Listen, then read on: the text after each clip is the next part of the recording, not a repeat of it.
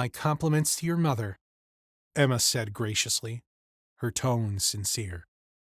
Chapter 34. After our impromptu feast, I cleared the table After and started a on couple the of brief dishes. stops to pick up The clinking bags, of plates clothes, filling the and otherwise more quiet gear at room. each of our hotel rooms. Emma, meanwhile, sped down the again George spread out Washington her sight Parkway maps and towards overhead Reagan satellite National images Airport. of Kincaid's compound. 10 minutes after She laid them parking in across front the of table, small General using salt and Aviation pepper terminal, shakers and the we odd boarded a coffee cup sleek to hold them down. Learjet 60XR executive jet. Shushanov operated by leaned over the Fairways table, Airlines. studying the maps intently. To the casual observer, He asked a few Fairways tactical was questions, just one of the his many eyes charter scanning every companies detail. serving the elite Then made businessmen, several adjustments to the lobbyists, plan, and politicians of factoring in the Washington, terrain D.C. and the Bell 407 But helicopter's to those in the know, capabilities. those with a top security Several hours clearance, later, we had Fairways gone over the plan was, at least in a dozen fact, times. owned and operated Each revision by the made it Central sharper, Intelligence Agency. more precise.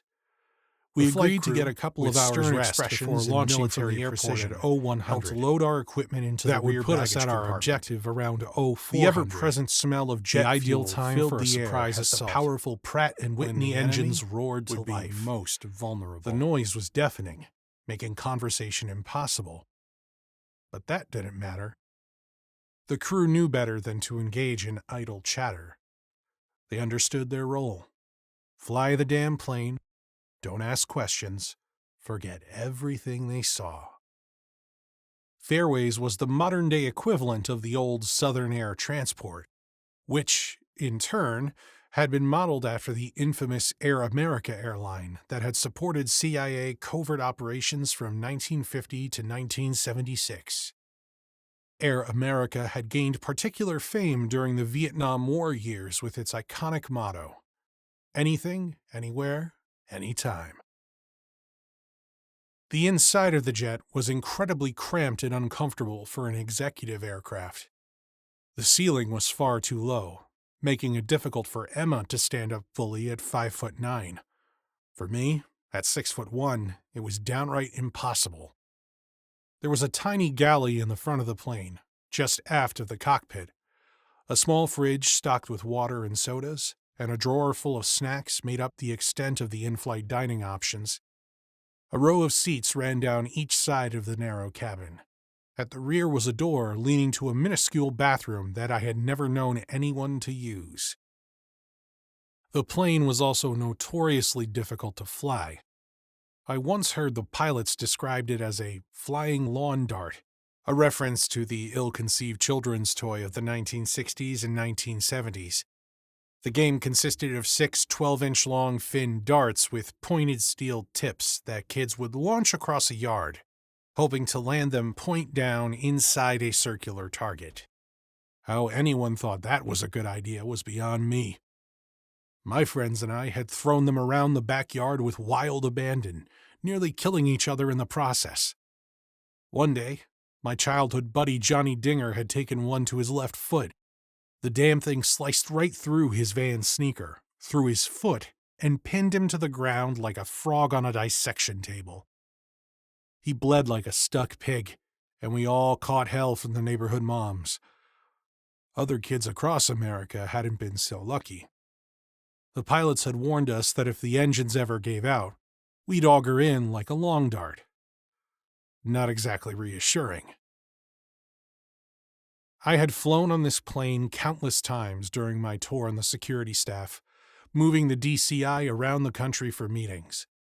I settled into a forward-facing seat on the right side of the plane, while Emma took the seat on the opposite side.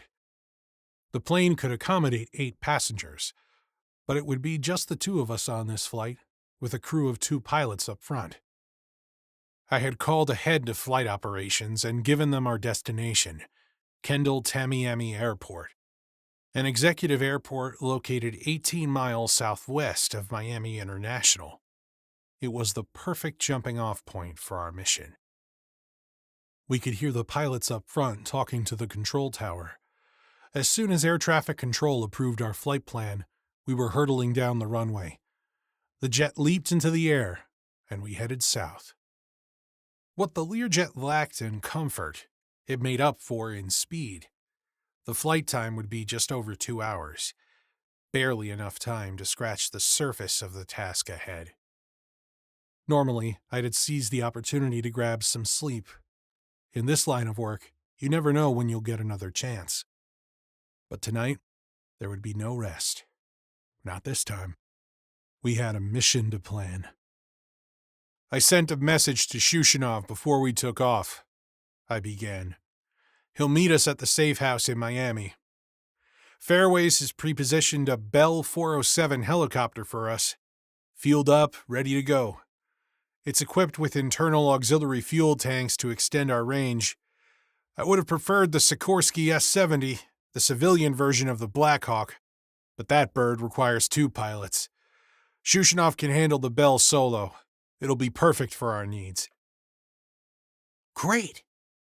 Emma's voice cut through the quiet hum of the cabin as she unfurled an array of maps and high-resolution photographs across the table in front of her. Her sharp eyes scanned every detail, every possibility. With the extended fuel range, Stroganoff can drop us, remain on station nearby, then exfil us once we have Kincaid in cuffs. But were you serious about taking him to Guantanamo? Might be best. Even with the national security finding that Eastman is working on with the General Counsel, we're still way out on a limb here. Making a move against a U.S. citizen, especially a congressman, is dangerous territory. Hell, if we're not careful, we may end up in a cell right next to Kincaid, I warned. The quicker we get him to a rendition site, the better. Emma nodded.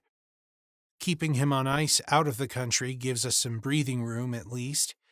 Time to debrief him, assess the damage he's done over the years. The agency needs to know exactly what he has given up to the Russians, she said. We spent the next 2 hours calculating the risks, weighing the consequences as we pored over the maps and photos. Emma meticulously running through different approach options, estimating what, if any, resistance we might encounter. If we ran into any more Russian mercenaries, we would not hesitate to take them out. We had more than enough firepower to get that job done.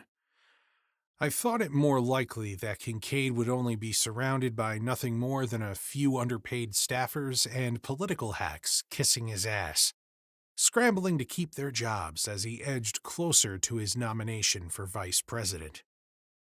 I was more concerned that, given his position, Kincaid might have some basic security in place.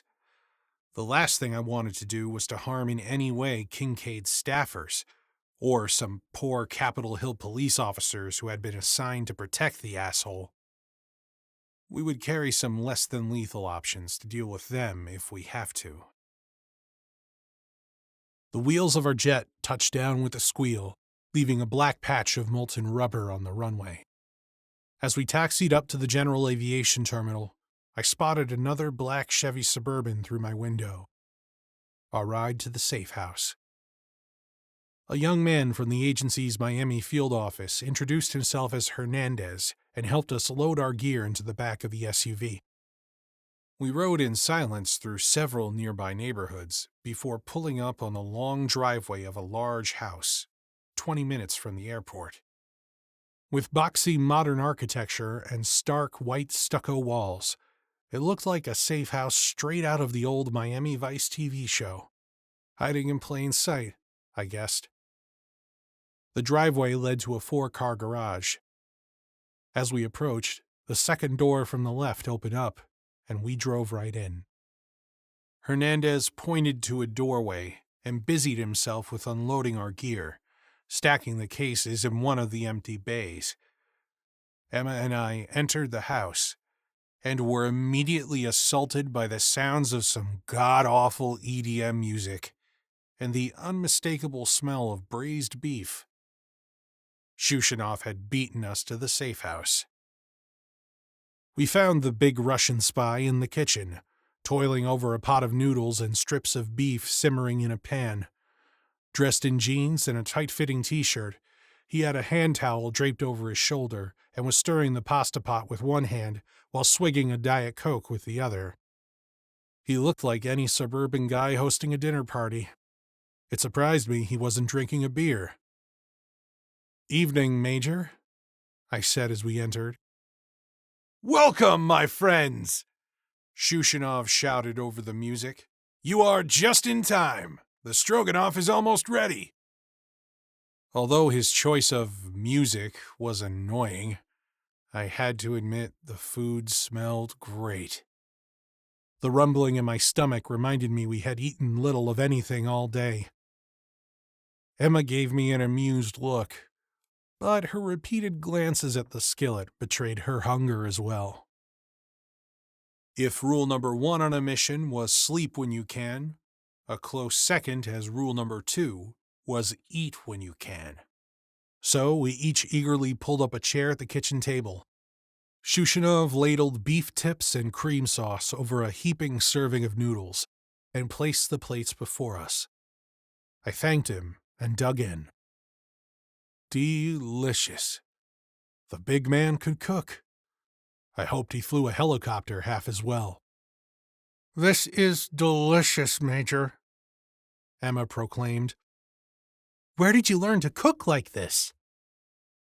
"From my mother, may she rest in peace," he replied. "And of course, from watching the Food Network on TV." He joked. "Well, my compliments to your mother," Emma said graciously, her tone sincere.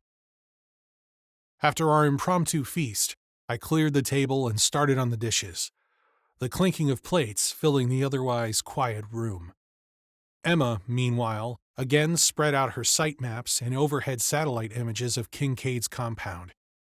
She laid them across the table, using salt and pepper shakers and the odd coffee cup to hold them down. Shushanov leaned over the table, studying the maps intently. He asked a few tactical questions, his eyes scanning every detail, then made several adjustments to the plan, factoring in the terrain and the Bell 407 helicopter's capabilities. Several hours later, we had gone over the plan at least a dozen times. Each revision made it sharper, more precise. We agreed to get a couple of hours rest before launching from the airport at 0100. That would put us at our objective around 0400, the ideal time for a surprise assault, when the enemy would be most vulnerable.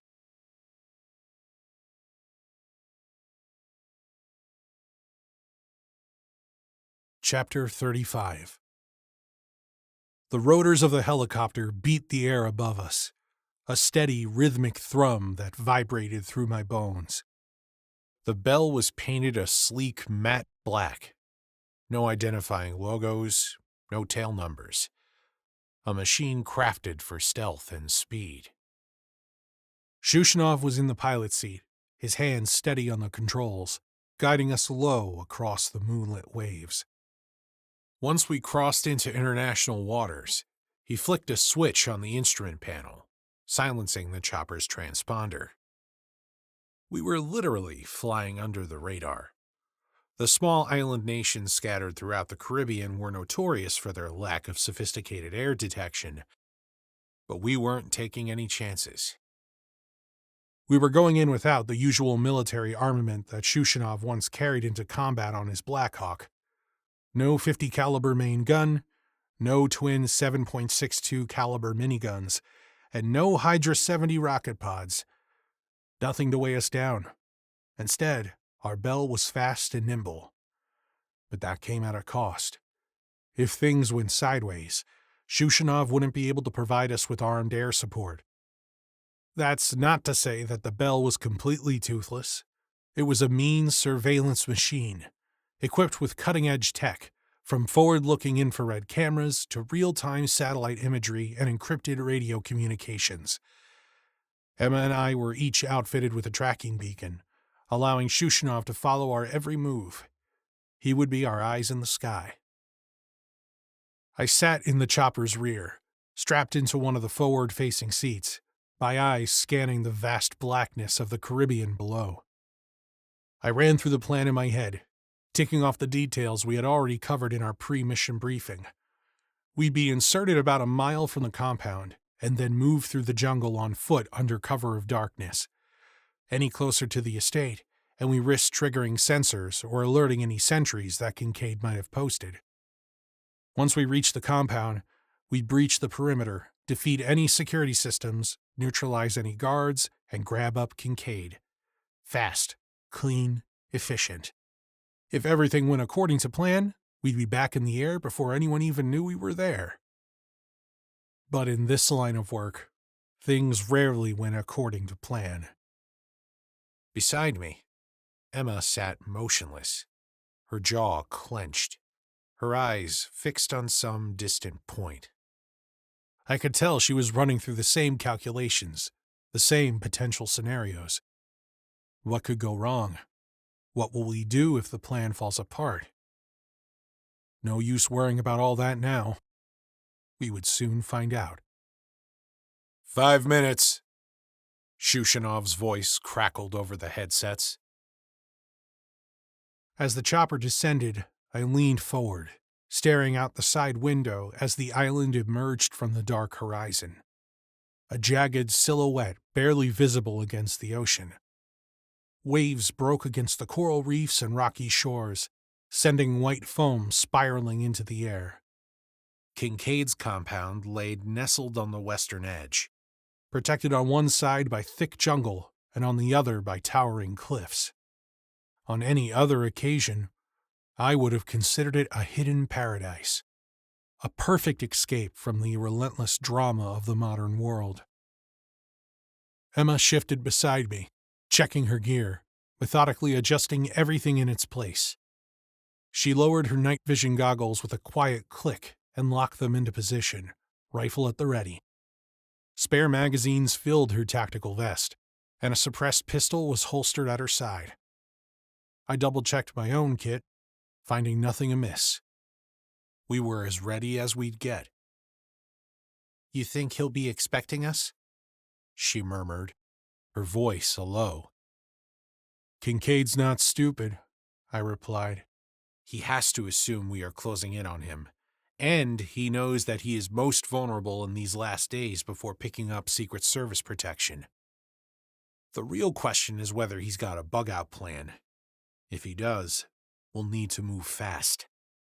30 seconds, came the alert from Shushanov. He brought the helicopter in low, skimming just above the waters before he flared upward, narrowly avoiding the looming cliffs. He steadied the chopper just above treetop level and hovered over a small break in the canopy that we had selected as our insertion point. "Ready?" I asked Emma. She simply nodded, but said nothing. "All right, let's get this done." The black chopper swooped lower, the ground rushing up to meet us. The downdraft from the rotor blades flattened the dense underbrush beneath, sending dust and debris swirling into the air. Shushanov hovered 5 feet off the ground. We unclipped our harnesses and moved toward the open side door. "Go," Shushanov ordered. Emma was the first to jump, landing lightly on the balls of her feet. I followed a split second later, my boots hitting the ground with considerably less finesse, the impact jarring but manageable. The helicopter peeled away immediately, its sound fading into the distance as Shushanov circled back to the open water where he could hold station and track our movement to the compound. I crouched low, scanning the surrounding jungle, the trees blocking out the moonlight, casting everything below into deep shadow, our night vision illuminating the gloom with a greenish glare. It was quiet. Nothing more than the rustle of leaves and the distant screech of a nocturnal bird. "Move out," I whispered. Emma gave a brief nod. She fell in line behind me as we melted into the undergrowth, each step a challenge as we pushed through thick vines and entangled foliage. The humid, damp air clung to our skin.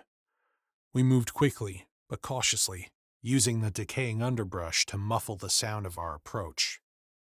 After 40 minutes, the jungle began to thin. I signaled for Emma to stop. We knelt in the wet grass and surveyed the compound ahead. We'd studied satellite images before leaving Miami and had a rough idea of the layout. The house sat on a cliff, encased by a high wall. The ocean was visible beyond, Landscape lighting dotted the perimeter, casting long shadows across the manicured lawn. Beautiful, but more for show than for protection. It left gaps, small places where we could slip through unnoticed. "There," I whispered, pointing to a section of the wall where a large tree had toppled over, its branches brushing the top of the barrier. "That's our way in." Emma looked in the direction I was pointing, and without a word, she sprinted toward the fallen tree. I followed, pushing through the last of the thick underbrush, the branches scraping at my gear. I grabbed a thick tree limb and hoisted myself up. The bark was rough, biting into my palms as I hauled myself higher. The branches were sturdy, strong enough to hold our weight.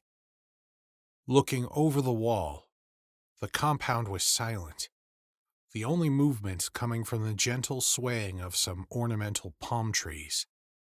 The distant crash of waves against the cliffs echoed through the night air. The main house stood about 50 yards away, a large 2-story structure with wide windows and a wraparound deck. A crushed shell driveway stretched out before it, leading to a 2-car garage. A newer, flame-red Jeep Wrangler sat parked in front. Someone had removed the roof panel and all 4 doors. I never understood that. I suppose losing the weight helps with fuel efficiency? Kincaid probably just did it because he thought it looked cool. Whatever. Turning back to the house, I studied the windows. There was a clear view of the interior. A few lights were on inside, but no movement. No one up for a late-night snack, no last-minute strategy session with his political team. Most importantly, no roving guard patrol. I went first, dropping to the ground below. Emma followed as I keyed my radio. "Falcon, this is Tiger 1. We are inside the perimeter."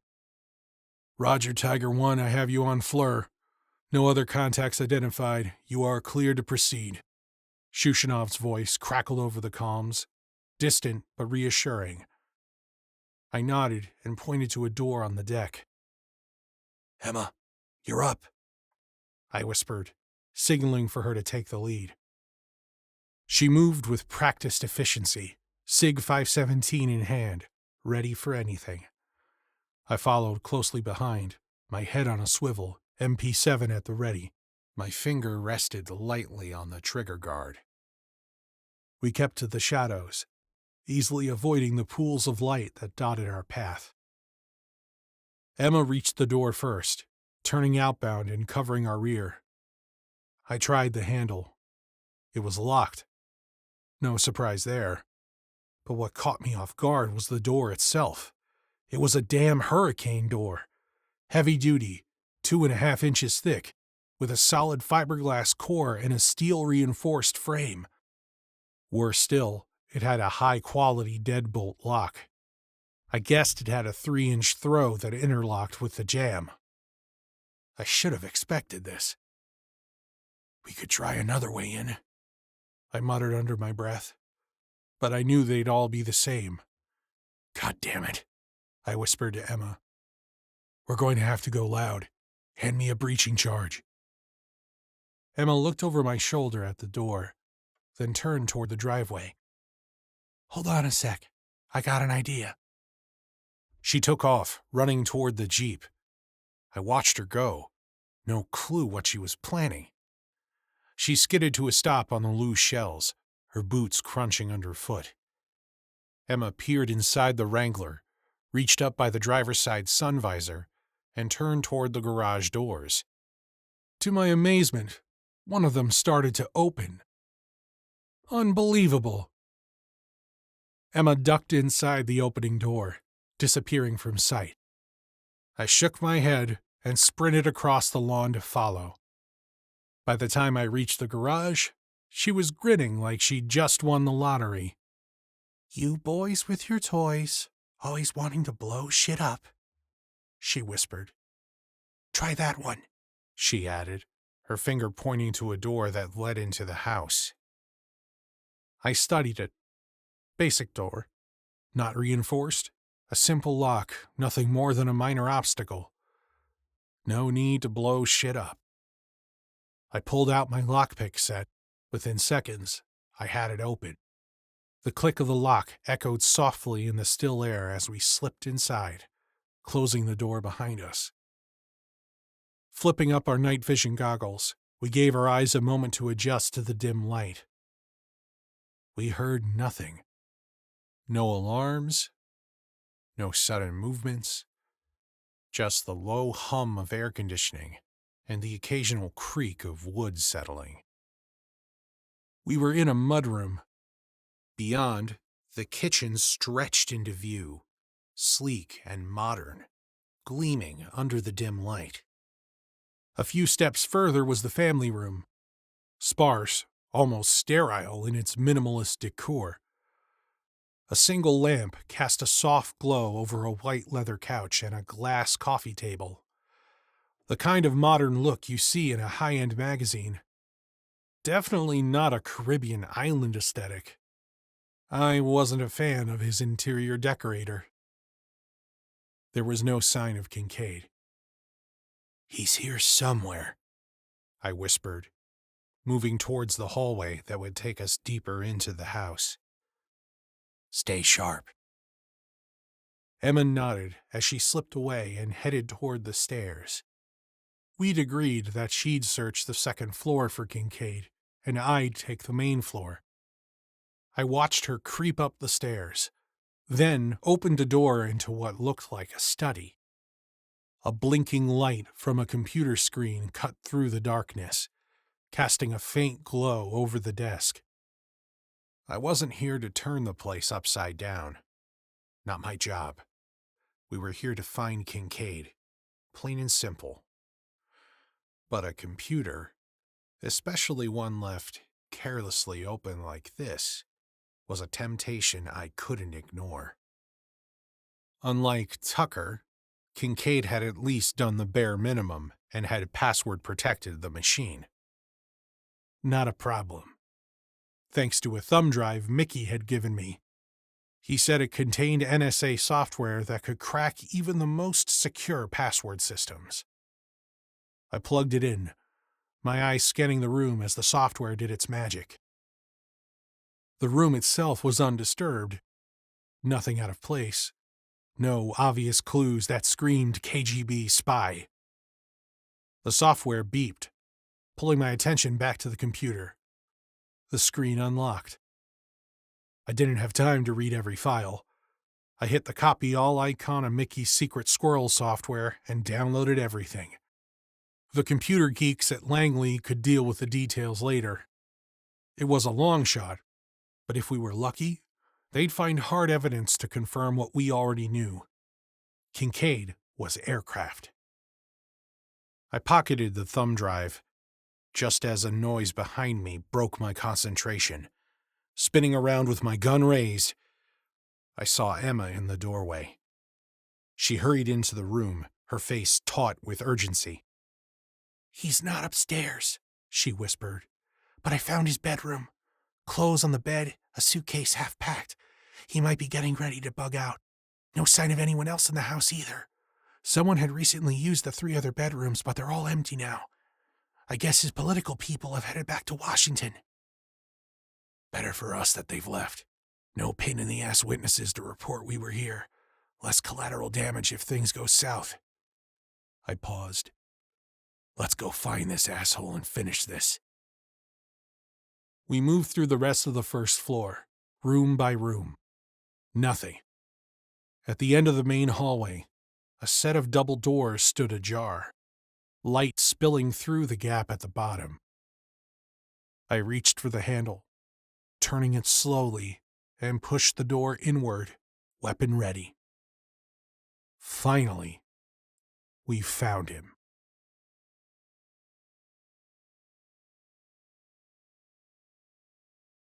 Chapter 36. Kincaid stood at the far end of the vast living room, gazing out of a floor-to-ceiling window that framed the expanse of the ocean beyond. His appearance was relaxed, almost casual. He wore khaki slacks, topsider boat shoes, no socks, and a loose-fitting cream-colored button-down island-style shirt. One hand rested in his pocket. The other cradled a cut crystal glass filled with amber liquid. This being the Caribbean and all, it was a safe bet he was drinking a high-end rum. I couldn't stand the stuff. He swirled the drink absent-mindedly, the ice making a soft clink in the glass. A crackling fire on the far wall filled the room with warmth and sent long shadows dancing over the space. For a fleeting moment, he could have been any other rich man, enjoying a peaceful evening in his lavish home. But I knew better. We all did. The calm was a mask, a carefully cultivated facade. "It took you long enough," Kincaid said, his voice smooth, without a hint of urgency. His eyes never wavered from the window, though I could see him watching our reflections in the glass. Emma and I exchanged a quick glance. I stepped forward, my weapon steady in my grip, eyes locked on him. "Turn around, Kincaid," I ordered. With a long, exasperated sigh, Kincaid finally turned to face us, his movements slow and deliberate. He then removed his hand from his pocket, demonstrating to us that he wasn't armed. "Black fatigues, body armor, suppressed weapons, no insignia, no flags, no patches," he said, giving us a long once-over. "Your agency," he concluded, his voice surprisingly approving. "I was expecting a bunch of bureau idiots and their stupid blue windbreakers with FBI stamped in gold letters across their backs." We said nothing. "But then again," he continued, "if you're here and the FBI isn't, I imagine being read my rights, given an attorney, and held over for trial isn't exactly on the table, is it?" "Maybe eventually," Emma replied, stepping forward, her voice flat. "If you're lucky." Kincaid's eyes narrowed, studying her, measuring her. "So, you're a hit team, then?" His voice held a slight hesitation, as if the idea hadn't settled with him yet. "Here to terminate me with extreme prejudice and all that dramatic bullshit? Go ahead, then," he said, spreading his arms wide. "Pull the trigger. Get it over with." He dared us. "Again, maybe eventually," Emma replied coldly. Kincaid gave a low chuckle while taking a slow step in our direction. "What then? Rendition? Ship me off to some third-world hellhole? A nice little agency black site to rot in? You think you can just disappear me?" he said indignantly. "I'm a U.S. congressman, for Christ's sake." Emma's voice snapped sharply in reply. "You're nothing to us. Nothing special. Just another traitor who betrayed your country." Kincaid raised an eyebrow, another slow, arrogant smile spreading across his face. It was a cocky and entitled look that made my blood boil. "Betrayed my country? Is that what you think?" he asked, almost amused. His chuckle was soft, but laced with contempt. "No, my friend. I saved this country. From itself. From wasting billions of dollars propping up faltering governments. From sending our young men and women to die on foreign soil for causes that we should never have been a part of. From letting the unwashed masses continue to flood unchecked across our borders." We paused, letting the weight of his words sink in, his eyes glinting with a misguided sense of pride. "Quit the bullshit. You're no savior," I said, my voice sharp as I walked deeper into the room. "You're a fraud. You washed out of the Navy. You were a low-level agency employee who quit before they could fire you. But you'd already sold out to the KGB. I paused, looking around at the opulence that surrounded us. The polished marble, the gleaming chandeliers. I couldn't suppress the disgust. Obviously, for the money, I said, gesturing around us. The Russians backed you with campaign contributions, fixed elections, and got you into Congress. And you've been working for them ever since, feeding them intel from the classified briefings you and the other idiots on Capitol Hill receive. Kincaid didn't speak, just watched me closely, his expression a mask of controlled rage. I continued to close the distance between us. Justify it however you want, but the truth is, you're nothing more than a stooge, a pawn bought and paid for by the enemy, a puppet controlled by the KGB and SVR to do their bidding. Kincaid froze. His anger flared, barely contained. You have no idea who I am. Certainly that idiot Tucker didn't. Can't believe he found me after all these years. But he didn't have a clue what he'd uncovered. So, you had him killed? I asked, an icy edge to my voice. Hardly, Kincaid sneered. I heard he saved me that trouble. But you did have Tucker's wife killed, Emma shot back. I sent those knuckle-draggers to do one simple job. Stop Tucker, get the one-time pad, destroy the evidence. And they screwed it up.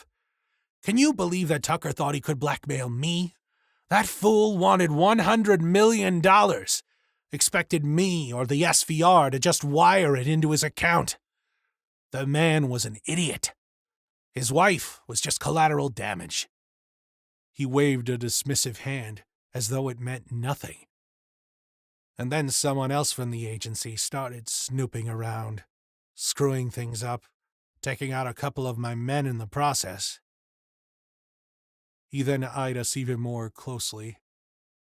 It was you two, wasn't it? Emma and I exchanged a brief glance, confirming his suspicion. I'm impressed, Kincaid continued. After so many years, I didn't think I'd ever be found out.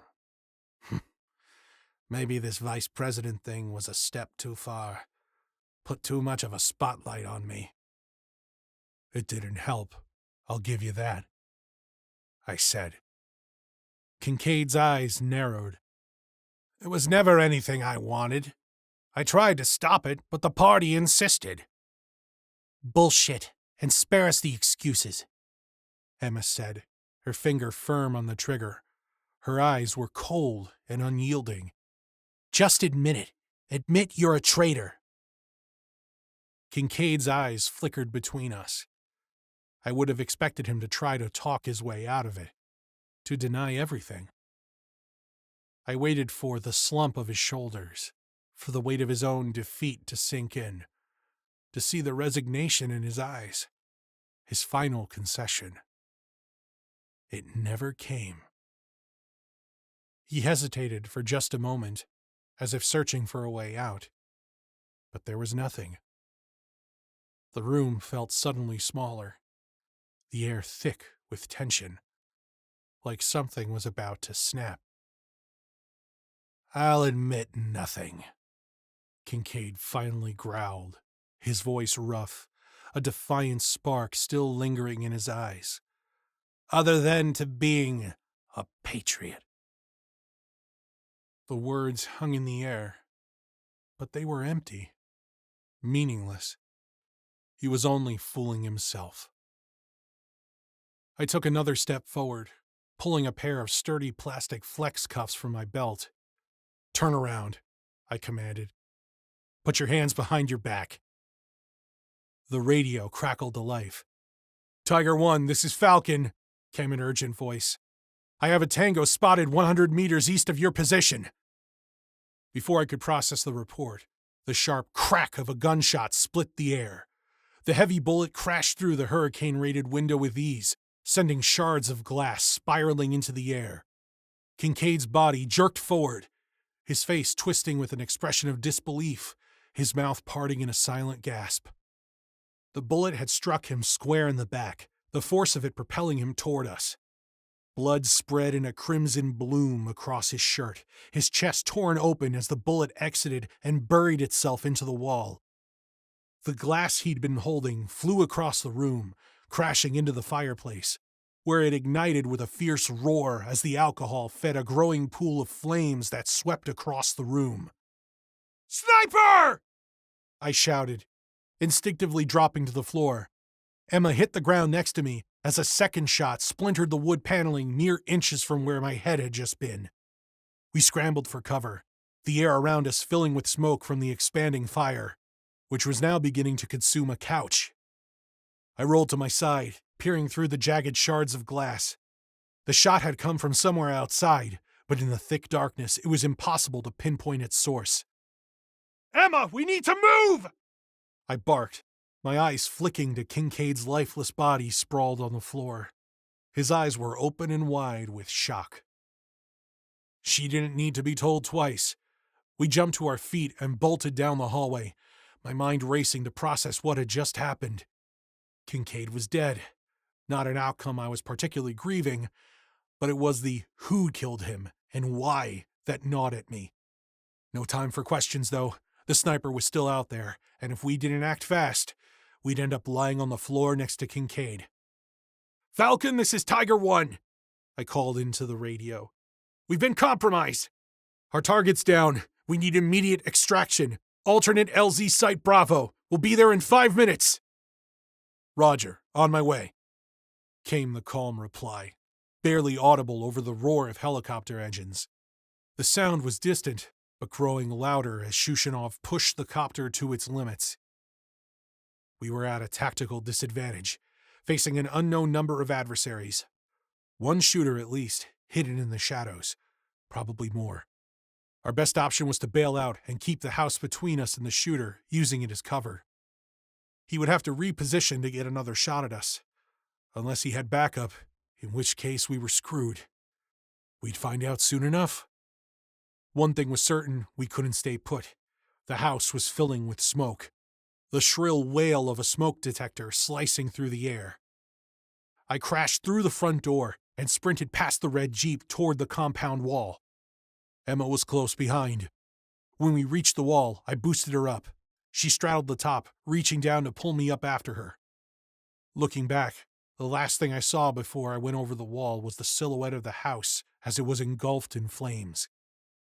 With our night vision goggles back in place, we cut through the trees at a full run, not stopping until we reached a small clearing at the top of the cliff and a few hundred yards from the house, our alternate landing zone. "Tiger 1, I've got a tango on your tail, moving to flank you. He's now about 50 meters west of your position." Shushanov's voice crackled through the comms. Emma and I took positions back to back, scanning the trees, while the sound of the rotors tearing through the air cut through the dark night. The bell swooped in and landed, the blades whipping up a sandstorm that stung my face. I climbed in first, and Emma right behind me, her boots thudding against the deck. As she reached to close the door, 2 shots rang out in rapid succession. The first ripped into the fuselage right above our heads with a sharp smack. The second struck Emma square in the chest. The impact of the slug was so violent it knocked her off her feet, sending her crashing into me. We both tumbled onto the deck, a tangle of limbs. "Emma's hit!" I shouted. "Get us out of here, now!" Shushanov didn't hesitate, the helicopter yawning sharply as we rocketed upward and sped into the night sky. I dropped my gear to focus on Emma. She was sprawled out on the chopper's deck, face pale, her night vision goggles nowhere to be found. Her headset had been knocked off when she went down. I could see her chest was rising and falling, shallow but steady. She was breathing. Then, with a violent cough, her eyes fluttered open and locked into mine. "Jesus Christ," she muttered, a pained grimace crossing her face. "I hate getting fucking shot." That's twice now! She looked down at her chest-mounted ballistic plate. The bullet had hit it square on, dead center. The plate stopped the bullet cold. She looked up at me and shrugged. She was going to have one hell of a bruise, maybe even a couple of broken ribs. I sat back and took stock of our situation. Kincaid was dead. Emma was hurt. The mission had failed. I'm getting too old for this shit, I thought.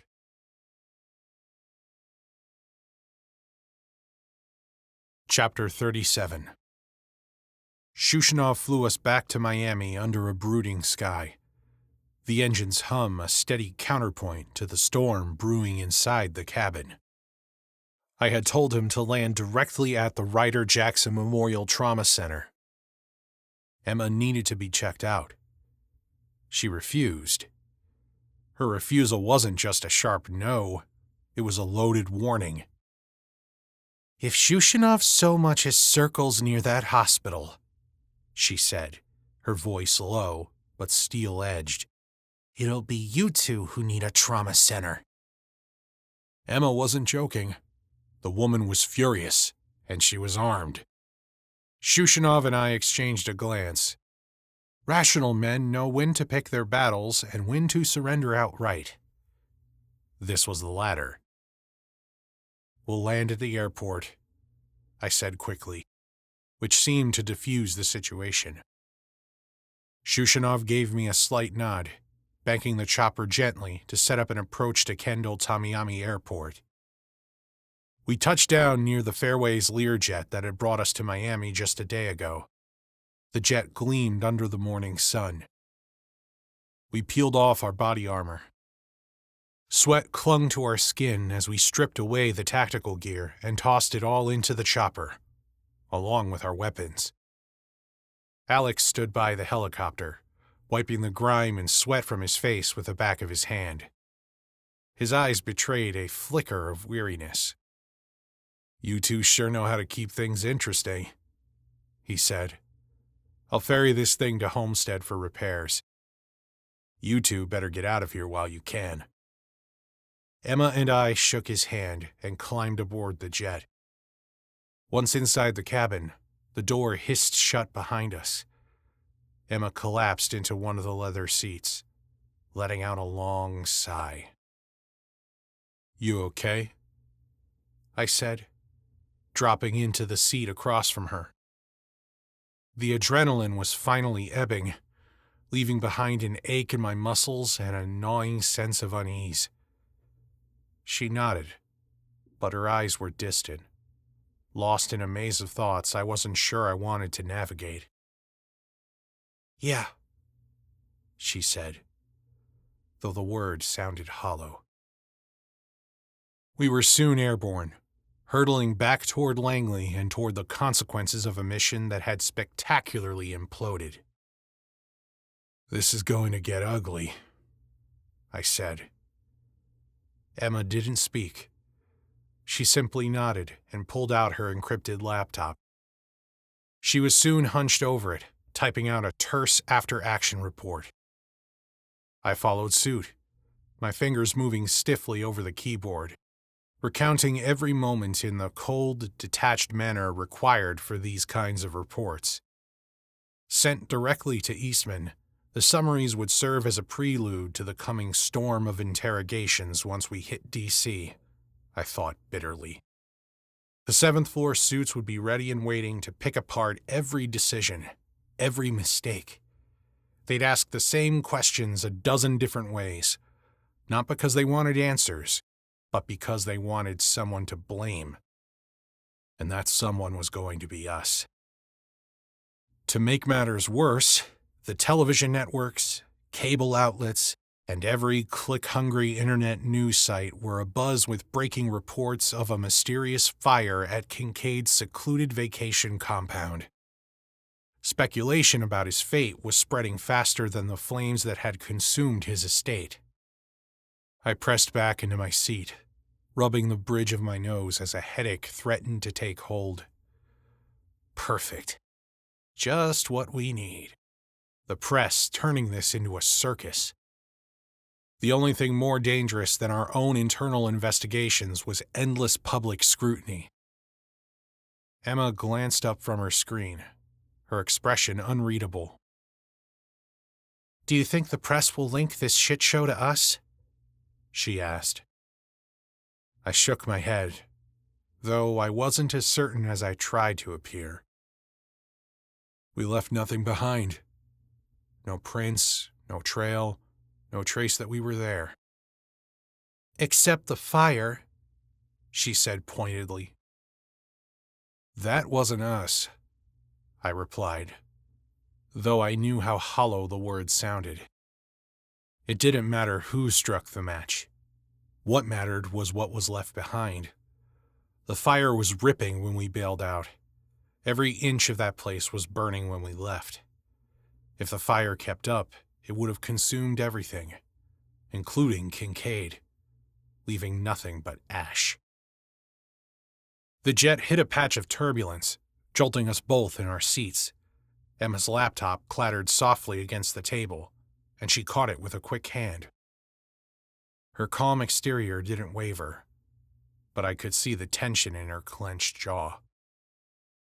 The 7th floor is going to lose their minds over this, she muttered. I nodded. They're probably already in full-blown panic mode. We both knew how this would go. The mission had been classified, but the higher-ups would be terrified that someone, somewhere, might piece it all together. They'd bury us if they needed to save their own necks. As the engines droned on, I turned to ask Emma a question, but stopped when I saw her. She was fast asleep, her head tilted awkwardly against the window. Soot and grime smeared across her face like war paint. She'd earned that rest, I thought. We both had. I don't remember closing my eyes, but I must have passed out as well. The next thing I knew, the sharp impact of the landing gear meeting tarmac jolted me awake. My head snapped forward, my body momentarily disoriented. The engines roared, then quieted, as the Learjet taxied to a halt. Emma stirred beside me, blinking awake with a start. Her hand reflexively brushed her side, reaching for a weapon she'd left behind. When she realized where we were, she relaxed noticeably, but her face remained guarded. It's just after 10, I said, glancing at my watch. The sunlight streaming through the cabin window. We were back in D.C., at Reagan National. On the tarmac outside, a black sedan idled nearby. The driver stood beside it, a tall man in a dark suit who acknowledged us with a curt nod, but made no effort to introduce himself. The drive up the George Washington Parkway was silent. We cleared the security checkpoint at headquarters with barely a glance from the guard before he waved us through. Soon, we descended into the underground garage, the tires of the sedan squeaking faintly against the concrete. The car stopped abruptly. Emma and I grabbed our go bags and stepped out.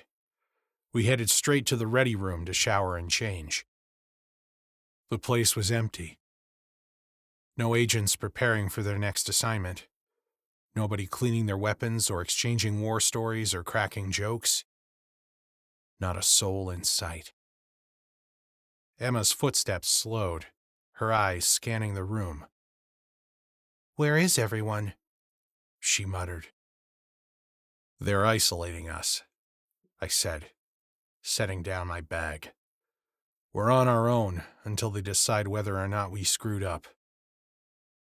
"Well, fuck them," she said defiantly, turning her back to me and peeling off her shirt. We both stripped down and headed for the showers. After what we'd been through, modesty was an irrelevant convention and the last thing on our minds.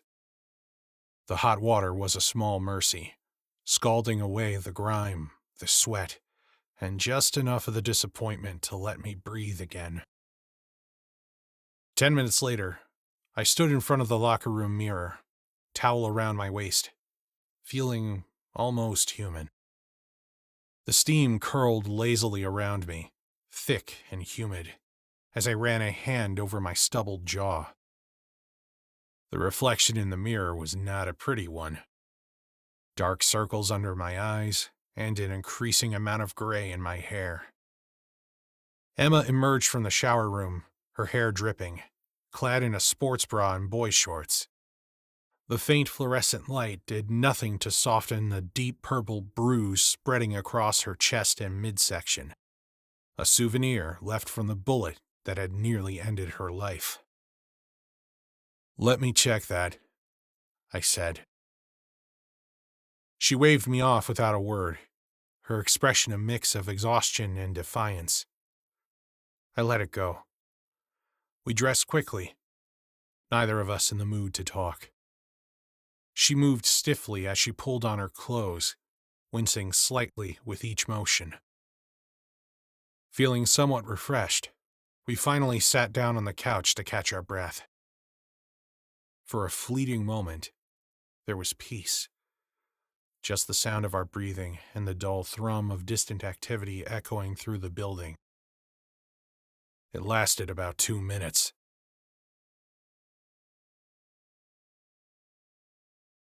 Chapter 38. The phone on the table rang sharply, its shrill tone shattering the quiet. Emma and I exchanged a glance as she reached for the receiver. She listened for a moment, then hung up without saying a word. "They want us upstairs," she said.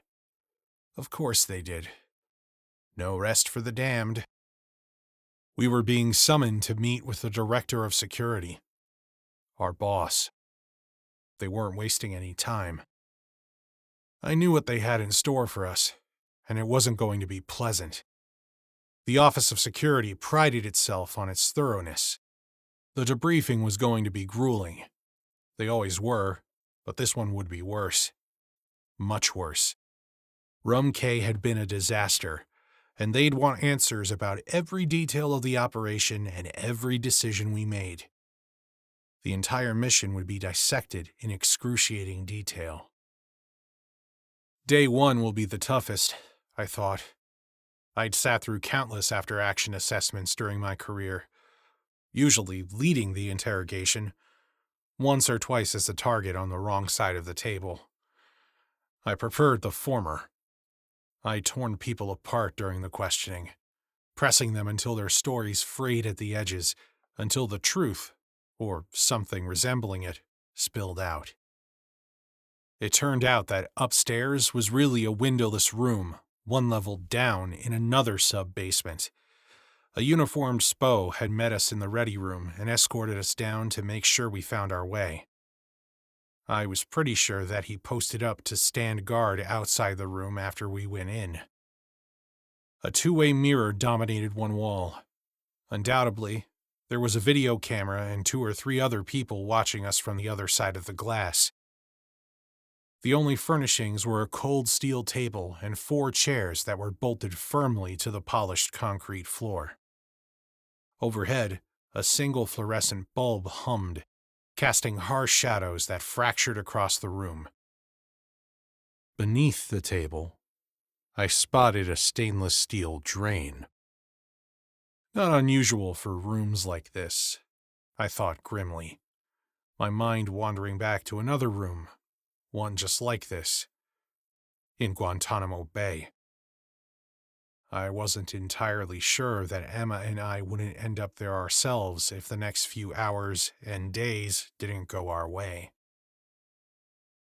We took our seats. The faint echo of the door clicking shut behind us felt like the sound of a cell locking. No turning back now.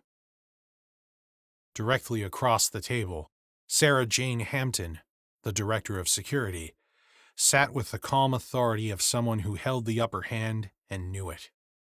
She wore a dark pantsuit, immaculately tailored, paired with a light blue blouse.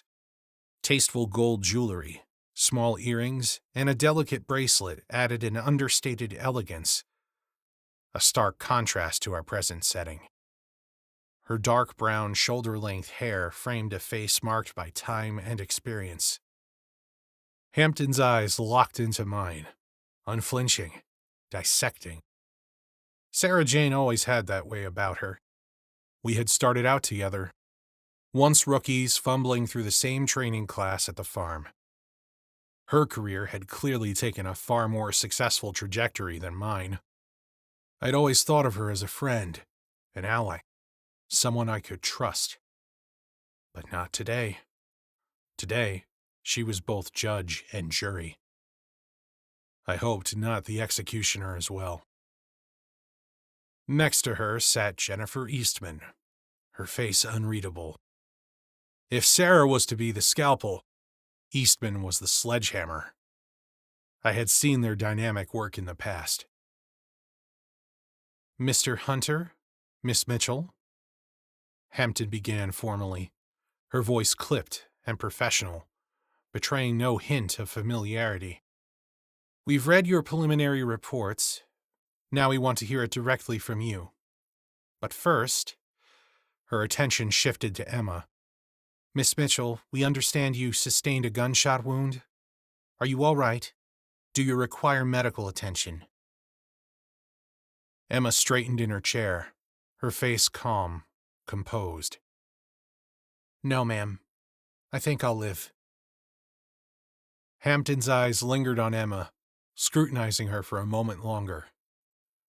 Very well, she said at last. Then addressing the two of us, she asked, what happened during the operation to capture James Kincaid? The room fell silent, the question hanging like a blade over my neck.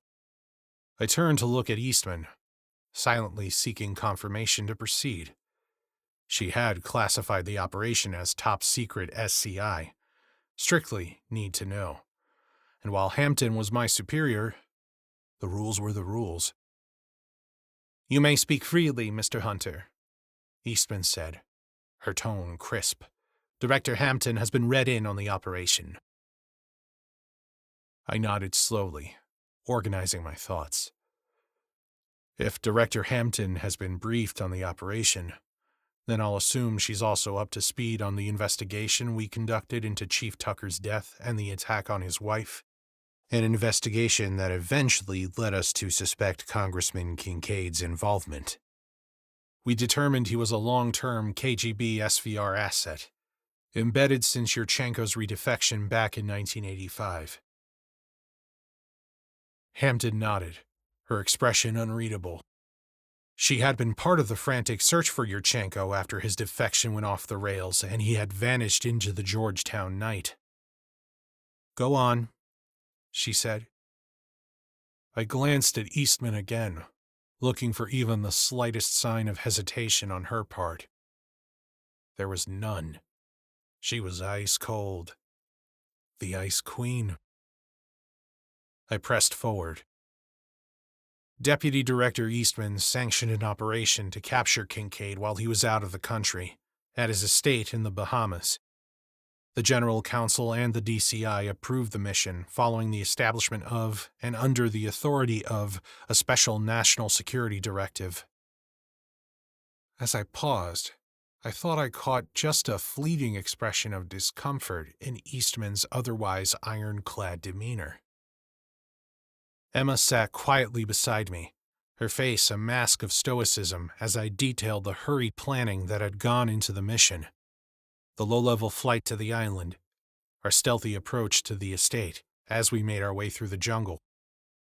I told them of the tense confrontation with Kincaid, then the chaos of the sniper attack, and finally, our hasty retreat. Kincaid admitted he was working for the Russians, I said, though he tried to spin it as some noble crusade, claiming he was saving the United States. Some convoluted justification for selling out his country. Complete bullshit, if you ask me. Hampton's eyes narrowed, and she shot me a disapproving look. Excuse my language, ma'am, I said quickly, clearing my throat. Please continue. she prompted, with a slight hint of irritation. I exhaled slowly. Anyway, I got the impression Kincaid was motivated purely by greed and power. Nothing more, nothing less. I told him as much and accused him of selling out his country. That's when he started taunting us, insinuating that we didn't know the full story. He was proud of it, like he knew something we didn't and couldn't wait to rub it in. I paused, the memory of Kincaid's smug expression flashing in my mind. We moved in to secure him. Just as I was about to cuff him, a sniper shot him from outside the house. Kincaid was dead before he hit the floor. Hampton stared hard at me for a moment, then turned her attention to Emma. "Miss Mitchell, do you agree with Mr. Hunter's accounting of the operation?" "Yes, ma'am," Emma replied. "We'd successfully breached the house and had located our target. Kincaid had resigned himself to his fate. There was no resistance. Then the shot came from an exterior position, a high-velocity round. There is no doubt in my mind that Kincaid was the intended target. It was a precise, professional hit. The shooter was very good. He barely missed Grant and hit me in my body armor as we were evacuating from the LZ." Eastman then spoke up. "Why didn't you have better control over the situation? You had Kincaid contained. How does a sniper get into position without either of you noticing?" "With all due respect, ma'am," Emma said, her voice calm, measured, but steely. "By definition, that is what snipers do. They are sneaky bastards, trained to be stealthy." Before Hampton could protest, Emma turned to her. "Apologies for my language, ma'am." Then she looked back at Eastman. "At your direction, we went in with a very small team, just the two of us and our air support. We had no intel or warning about any opposing force targeting Kincaid, let alone us. We had no indication that anyone else was in play." Her composure was flawless, though I could feel the controlled anger radiating off her. Eastman's expression didn't falter. If she took offense to Emma's subtle, "at your direction" jab, she didn't show it. Hampton didn't react immediately. Instead, she tapped her pen against the table in a slow, deliberate rhythm, each click stretching the silence to an agonizing length. "So," she said finally, her voice ice-cold, "you're telling me you walked into an operation without a full team, without adequate support or actionable intelligence?" "No, ma'am," Emma responded. "We developed a sound operational plan. Our approach and entry were flawless. The target was about to be secured. Whoever took that shot either had prior knowledge of our mission or was working under the same time pressure we were. To capture, or in the sniper's case, to eliminate Kincaid before the Secret Service locked him down and made him untouchable." Hampton's expression didn't change, but her eyes flicked towards Eastman. The two women exchanged a look that was impossible to decipher. Yet the tension in the room ratcheted up another notch. The rest of the day unraveled into a relentless barrage of questions. Why didn't you launch the mission sooner? Why didn't you employ a counter-sniper team? Why didn't you have better intel? By the time they finally released us, it was almost midnight. The SPO was no longer standing guard at the door. At least they didn't plan to arrest us that night. Emma and I staggered out of the building, physically drained and mentally fried. When I dropped her off at her hotel, she simply nodded in thanks and stepped out of the car. There wasn't anything left to say. Chapter 39. Day 2 began with the same grim intensity, but the stakes were raised even higher. This time we were led into a different room, a bit larger, but still oppressively sterile. No two-way mirror in this one. No sign of cameras, I couldn't decide if that was a good thing or not. A third chair also now joined Hampton and Eastman at the table. Sitting in it was Evan Calloway, the Deputy Director of Intelligence. Calloway's mere presence seemed to suck the air out of the room. He had the aura of a chess grandmaster, a man who never spoke without knowing exactly how his words would land 3 moves later. He had piercing blue eyes that seemed to cut straight to the core of anyone under his gaze. His gray hair and the sharp angles of his face gave him an almost predatory appearance, as though he were always sizing up his prey.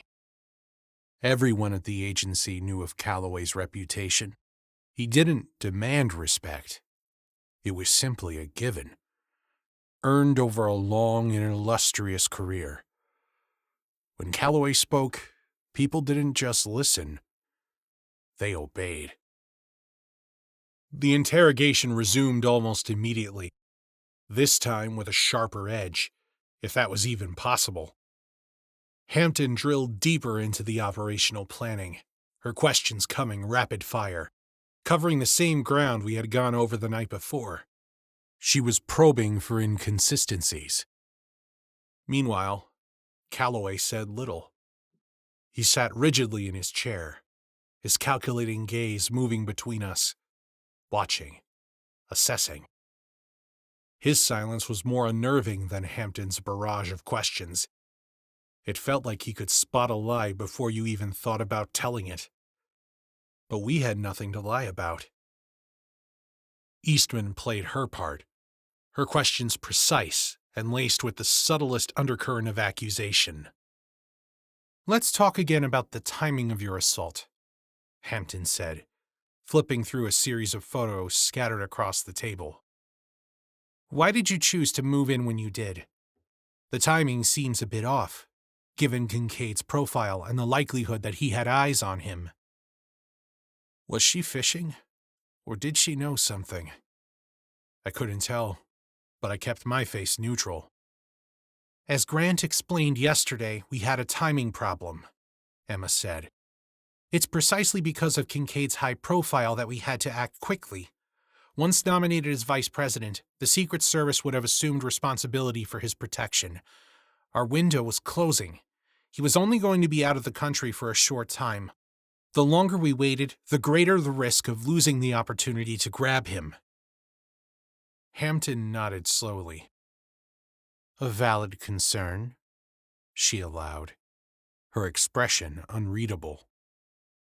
Eastman, however, wasn't as easily convinced. "Clearly, someone else was aware of your operation," Eastman said, leaning forward, her voice edged with accusation. "Domestic terrorists, perhaps? My guess, they wanted to take out a vice presidential candidate, destabilize the government, and throw the upcoming election into disarray. Maybe you were sloppy and led them straight to their target." The words hung in the air, the accusation clear. "Control your anger," I told myself. "Don't give her the satisfaction." I knew that nobody had followed us. This wasn't the work of some half-assed militia group looking to make a splash on the internet. "No, ma'am.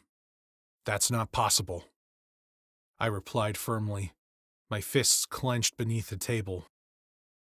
The operational details were strictly controlled.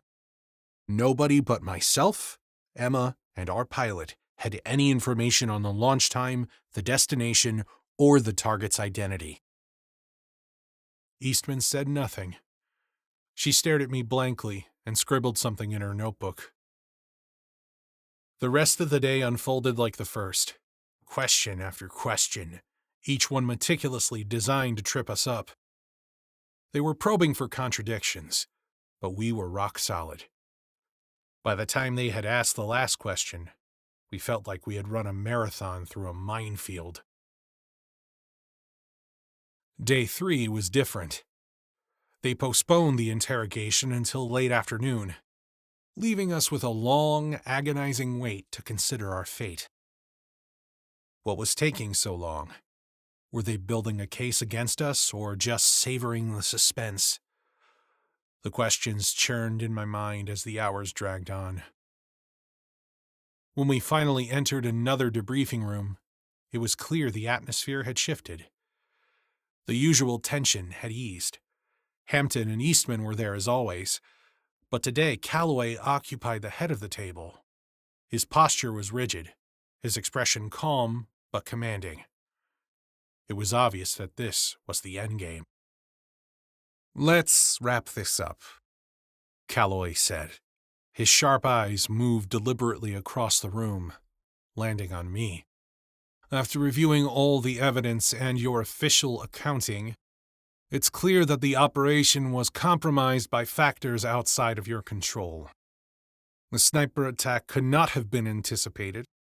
While you had planned appropriately for Kincaid to have his own security team, there was no actionable intelligence suggesting you would encounter a third, unrelated hostile force." Calloway continued, his tone as even as ever. "Mr. Hunter, as the senior team member and mission leader, I find no evidence that either you or Miss Mitchell acted improperly or negligently." Hampton, seated stiffly to Calloway's right, offered a small nod of agreement. "While there were certain elements of the operation that could have been improved," she said, her tone clinical, "I cannot fault either of you for what occurred. You were both dealt a bad hand." All eyes turned to Eastman, who remained seated with her arms crossed, radiating disdain. "Kincaid was an extremely important target," Eastman said as she leaned forward, her eyes locking onto me. "He was a traitor to this country, and now, thanks to this debacle, we'll never know the full extent of what he gave to the Russians. His death is a major setback to the agency and for the country." She continued glaring at me, but she wasn't done. "You both failed in your assignment, and you can be assured that this screw-up will be formally documented in your personnel files." "No, it won't," Calloway said sharply as he rose to his feet, signaling the end of the meeting. "We've reviewed this all thoroughly. The evidence supports their account." "You've made your point, Jennifer," he said. Looking at us, he continued, "We'll hand the investigation over to the FBI to address DDO Eastman's domestic terrorist concerns. For now, we'll be clearing both of you and returning you to active duty. Miss Mitchell, you will resume your assignment as the security officer in the Bangkok station, replacing Mr. Hunter, whose temporary duty assignment is now complete. Mr. Hunter, you will be reassigned based on the needs of the agency." "Yes, sir," Emma and I replied in unison. Eastman and Calloway departed together, their footsteps echoing down the hall. Hampton lingered for a moment, giving me a reassuring smile and a pat on the shoulder. "The two of you take a day or two to relax before Emma heads back to Bangkok," she said. "Grant, stop by my office next week, and we'll discuss where you want to go next." With that, she left, and for the first time in days, we could relax. True, the mission had failed. Kincaid was dead. An outcome that didn't particularly bother me. Someone else had pulled the trigger and had shot at us. That definitely bothered me. But was an issue to be dealt with at another time.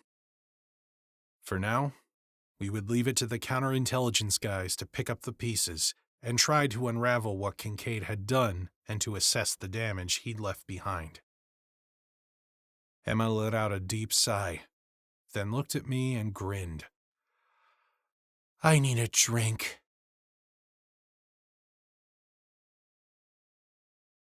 Chapter 40. We didn't waste any time. Once again, Emma picked the restaurant, this time with one goal in mind: to get as far away from Langley as possible. We headed into the heart of Washington, D.C., the local radio station filling the car with a steady stream of breaking news. The reporter announced that the former governor and now junior senator from Nebraska has officially been nominated to fill the post of Vice President of the United States, her tone brimming with professional enthusiasm. After listing his accomplishments, she transitioned to a somber note. In other news, arson investigators in the Bahamas have concluded that James Kincaid tragically died in an accidental fire. Once considered the front-runner for the vice presidency, his untimely passing has left political pundits speculating about what might have been. Emma glanced at me and shrugged. It wasn't long before we pulled up to the Old Ebbitt Grill, a Washington landmark nestled just steps from both the Treasury Building and the White House. I handed the keys to the valet, who gave me a paper receipt in return. Inside, the restaurant buzzed with life, the hum of conversations blending with the clinking of glasses and silverware.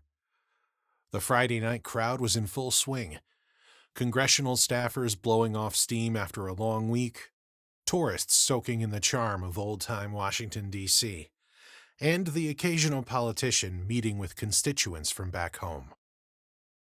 "This is perfect," Emma said as we slid into a booth near the back, away from the heavier traffic. "Exactly what I needed." She had insisted on picking up the tab tonight, promising no restraint in our meal choices. "Consider it my way of thanking you for including me on the case," she said earlier. A strange sentiment, given everything we just endured. Still, I wasn't about to argue with her generosity. The place had changed little since the last time I'd been here. A massive mahogany bar dominated one side of the room, its polished surface gleaming under the warm amber light. A brass footrail ran along the base, while the ornately carved back bar showcased countless bottles of high-priced liquor. The stools lined up along the bar were highly coveted, attracting those who wanted to sip their drinks and people watch. Our meal was nothing short of exceptional. We took our time, savoring every bite and letting the stress of the past few days dissolve into the comfort of good food and better drinks. After nearly 2 hours, the table was a battlefield of culinary remnants. A forlorn T-bone, stripped of its glory, sat on my plate, while Emma's shrimp scampi had been reduced to a few scattered tails swimming in garlic butter. Emma leaned back in her seat, swirling the last of her 18-year-old Macallan in her glass. "To a job well done," she said, raising it in a toast. I hesitated for a moment, then raised my own glass of Weller Special Reserve, the amber liquid catching the light as I replied. I'm not sure how well done it was, but at least Kincaid is out of the game. The soft clink of our glasses punctuated the moment. "Are you kidding me?" Emma exclaimed, her voice rising with a spark of energy. "We took down a deep-cover SVR spy. Not to mention eliminating 4 Russian assassins? It's hard to keep score when I'm hanging out with you," she said with a smile. "And we saved the country from having a Russian spy in the White House. I took a bullet to the chest, for Christ's sake," Emma said, her voice carrying a mix of pride and exasperation. She sat up straight, her eyes gleaming with fiery conviction. "Classified or not, word of what we did will be whispered through the halls of Langley for years to come. At the very least, despite all the bullshit they put us through over the past 3 days, they'll give you the Distinguished Intelligence Cross for planning and leading the mission." She was referring to the agency's highest honor, rewarded only for acts of heroism under the most dangerous circumstances. I highly doubted any award was in my future. But I said nothing. Better to let her have this moment.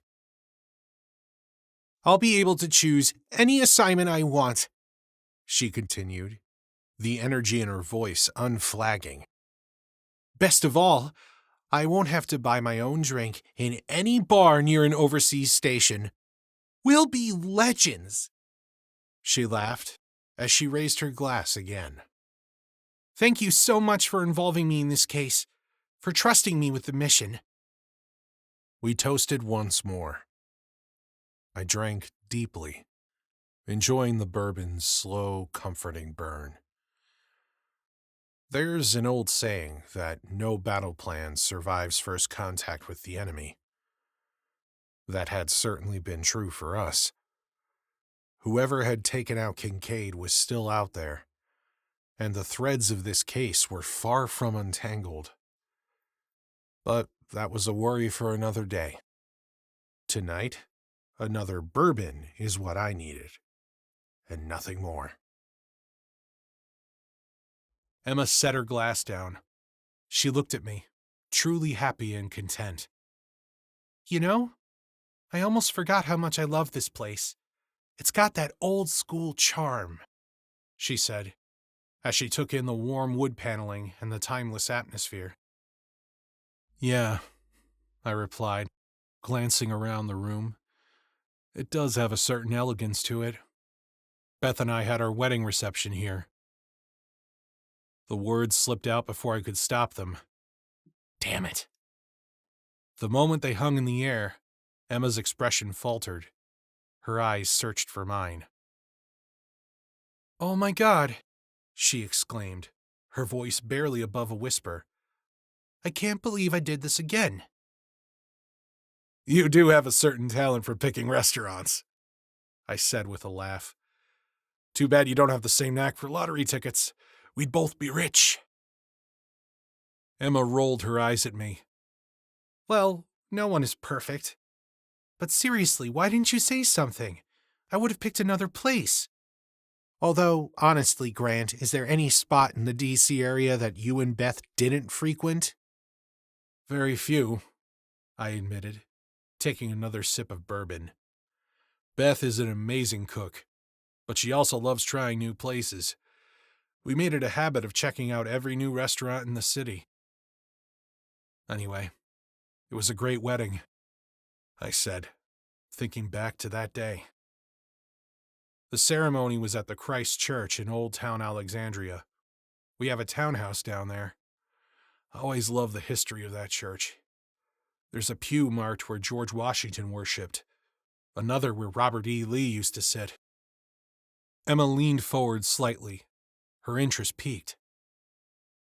I gestured toward the large courtyard, visible through a set of massive glass French doors. The faint sound of clinking glasses and muted laughter carried in from outside.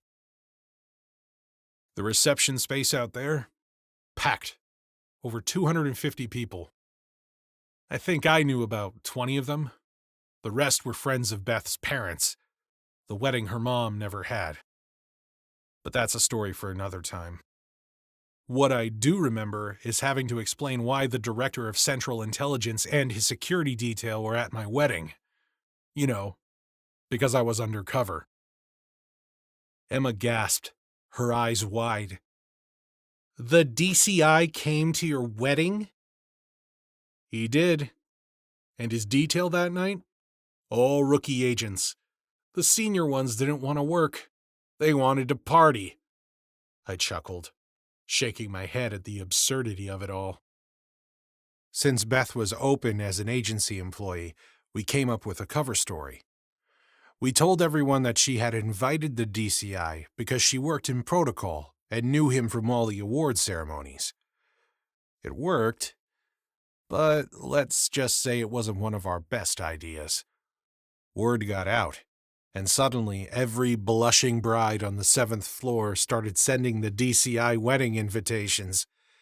He gave me hell about that for years. Emma threw her head back and laughed, the sound bright and unrestrained. Her amusement was infectious. I laughed and finished my drink. Just then, a waiter approached, sparing me from delving deeper into the story. Emma wiped at her eyes, still chuckling, as the waiter placed another round of drinks on the table. Perfect timing, I thought.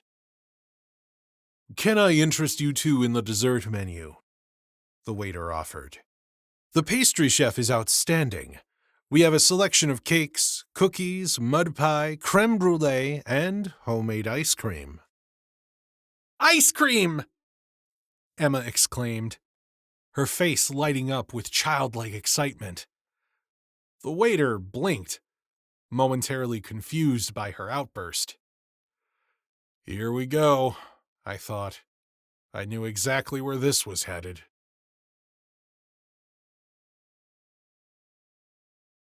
Chapter 41.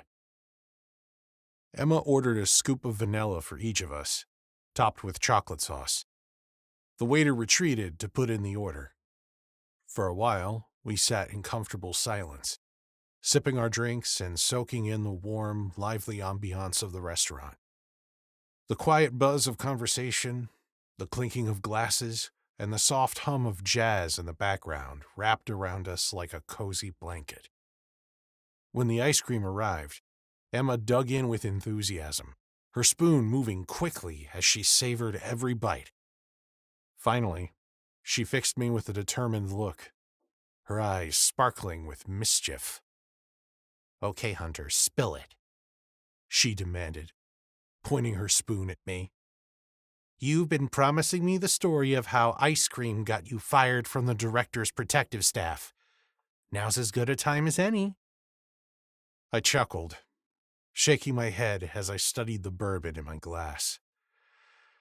Fine, I'll tell you," I said, leaning back in my seat. It had been a while since I told this one, but it never failed to get a laugh. "It was 3 or 4 months after Beth got hurt," I began. "The agency had given me time off to be with her, but, well, you know the story. The kids were furious with me, wouldn't let me near the hospital. So I went back to work. After Beirut, they reassigned me to my old team leader role on the DCI staff. While I was gone, the chief of staff, Robert Sanders, had retired. Great guy. Great agent. Respected by everyone. So what did the agency do? They replaced him with an acting chief, Walter Gustafson. Total pompous asshole. Thought he was God's gift to the agency because he was a third-generation employee. His grandfather had been in the OSS. His mother had been a case officer back in the day. Anyway, the guy despised me. The feeling was mutual. Emma laughed, already invested in the story. "Why did he hate you so much?" I couldn't help but grin at her gleeful curiosity. Because I'd been calling him out on his bullshit for years. He was a total incompetent. The dude made Tucker look like James fucking Bond, I said sharply. Try not to let the memories rile me up. Even now, the guy could still get under my skin. "Like what kind of bullshit?" Emma asked, taking another bite of ice cream, clearly enjoying the story. "All right. Here's one for you," I said. One time he was the advance agent on a DDCI trip to Cairo. You know the drill. Arrive in country a few days before the official party, advance every site on the itinerary, airports, hotels, offices, restaurants, the embassy, cover every detail, make sure everything's squared away. "And how did that go?" she asked, grinning as if she already knew the answer. "It was a complete clusterfuck," I said, throwing my hands up. "First movement coming off the plane. We're supposed to head to the chief of station's house on the outskirts of Cairo. A little welcome dinner for the DDCI. I'm riding hot seat in the limo. The DDCI's in the back with some strap hanger. I don't remember who it was. Anyway, Gustafson is in the lead car, directing the motorcade. We roll up to this nice house. Gustafson gets out, struts up the walkway like he owns the place. But as we approach the door, I noticed he's slowing down, looking around like he's confused. Emma Spoon paused midair. "Uh-oh," she said, already laughing. "Oh, yeah," I said, shaking my head. I knock on the door, and this sweet little old Egyptian woman answers. No clue who we are or why the Egyptian police are crawling all over her property. And there I am, standing on her porch with the DDCI and a full-blown 5-car motorcade clogging up the street. Emma burst out laughing, nearly spilling her drink. "What did you do?"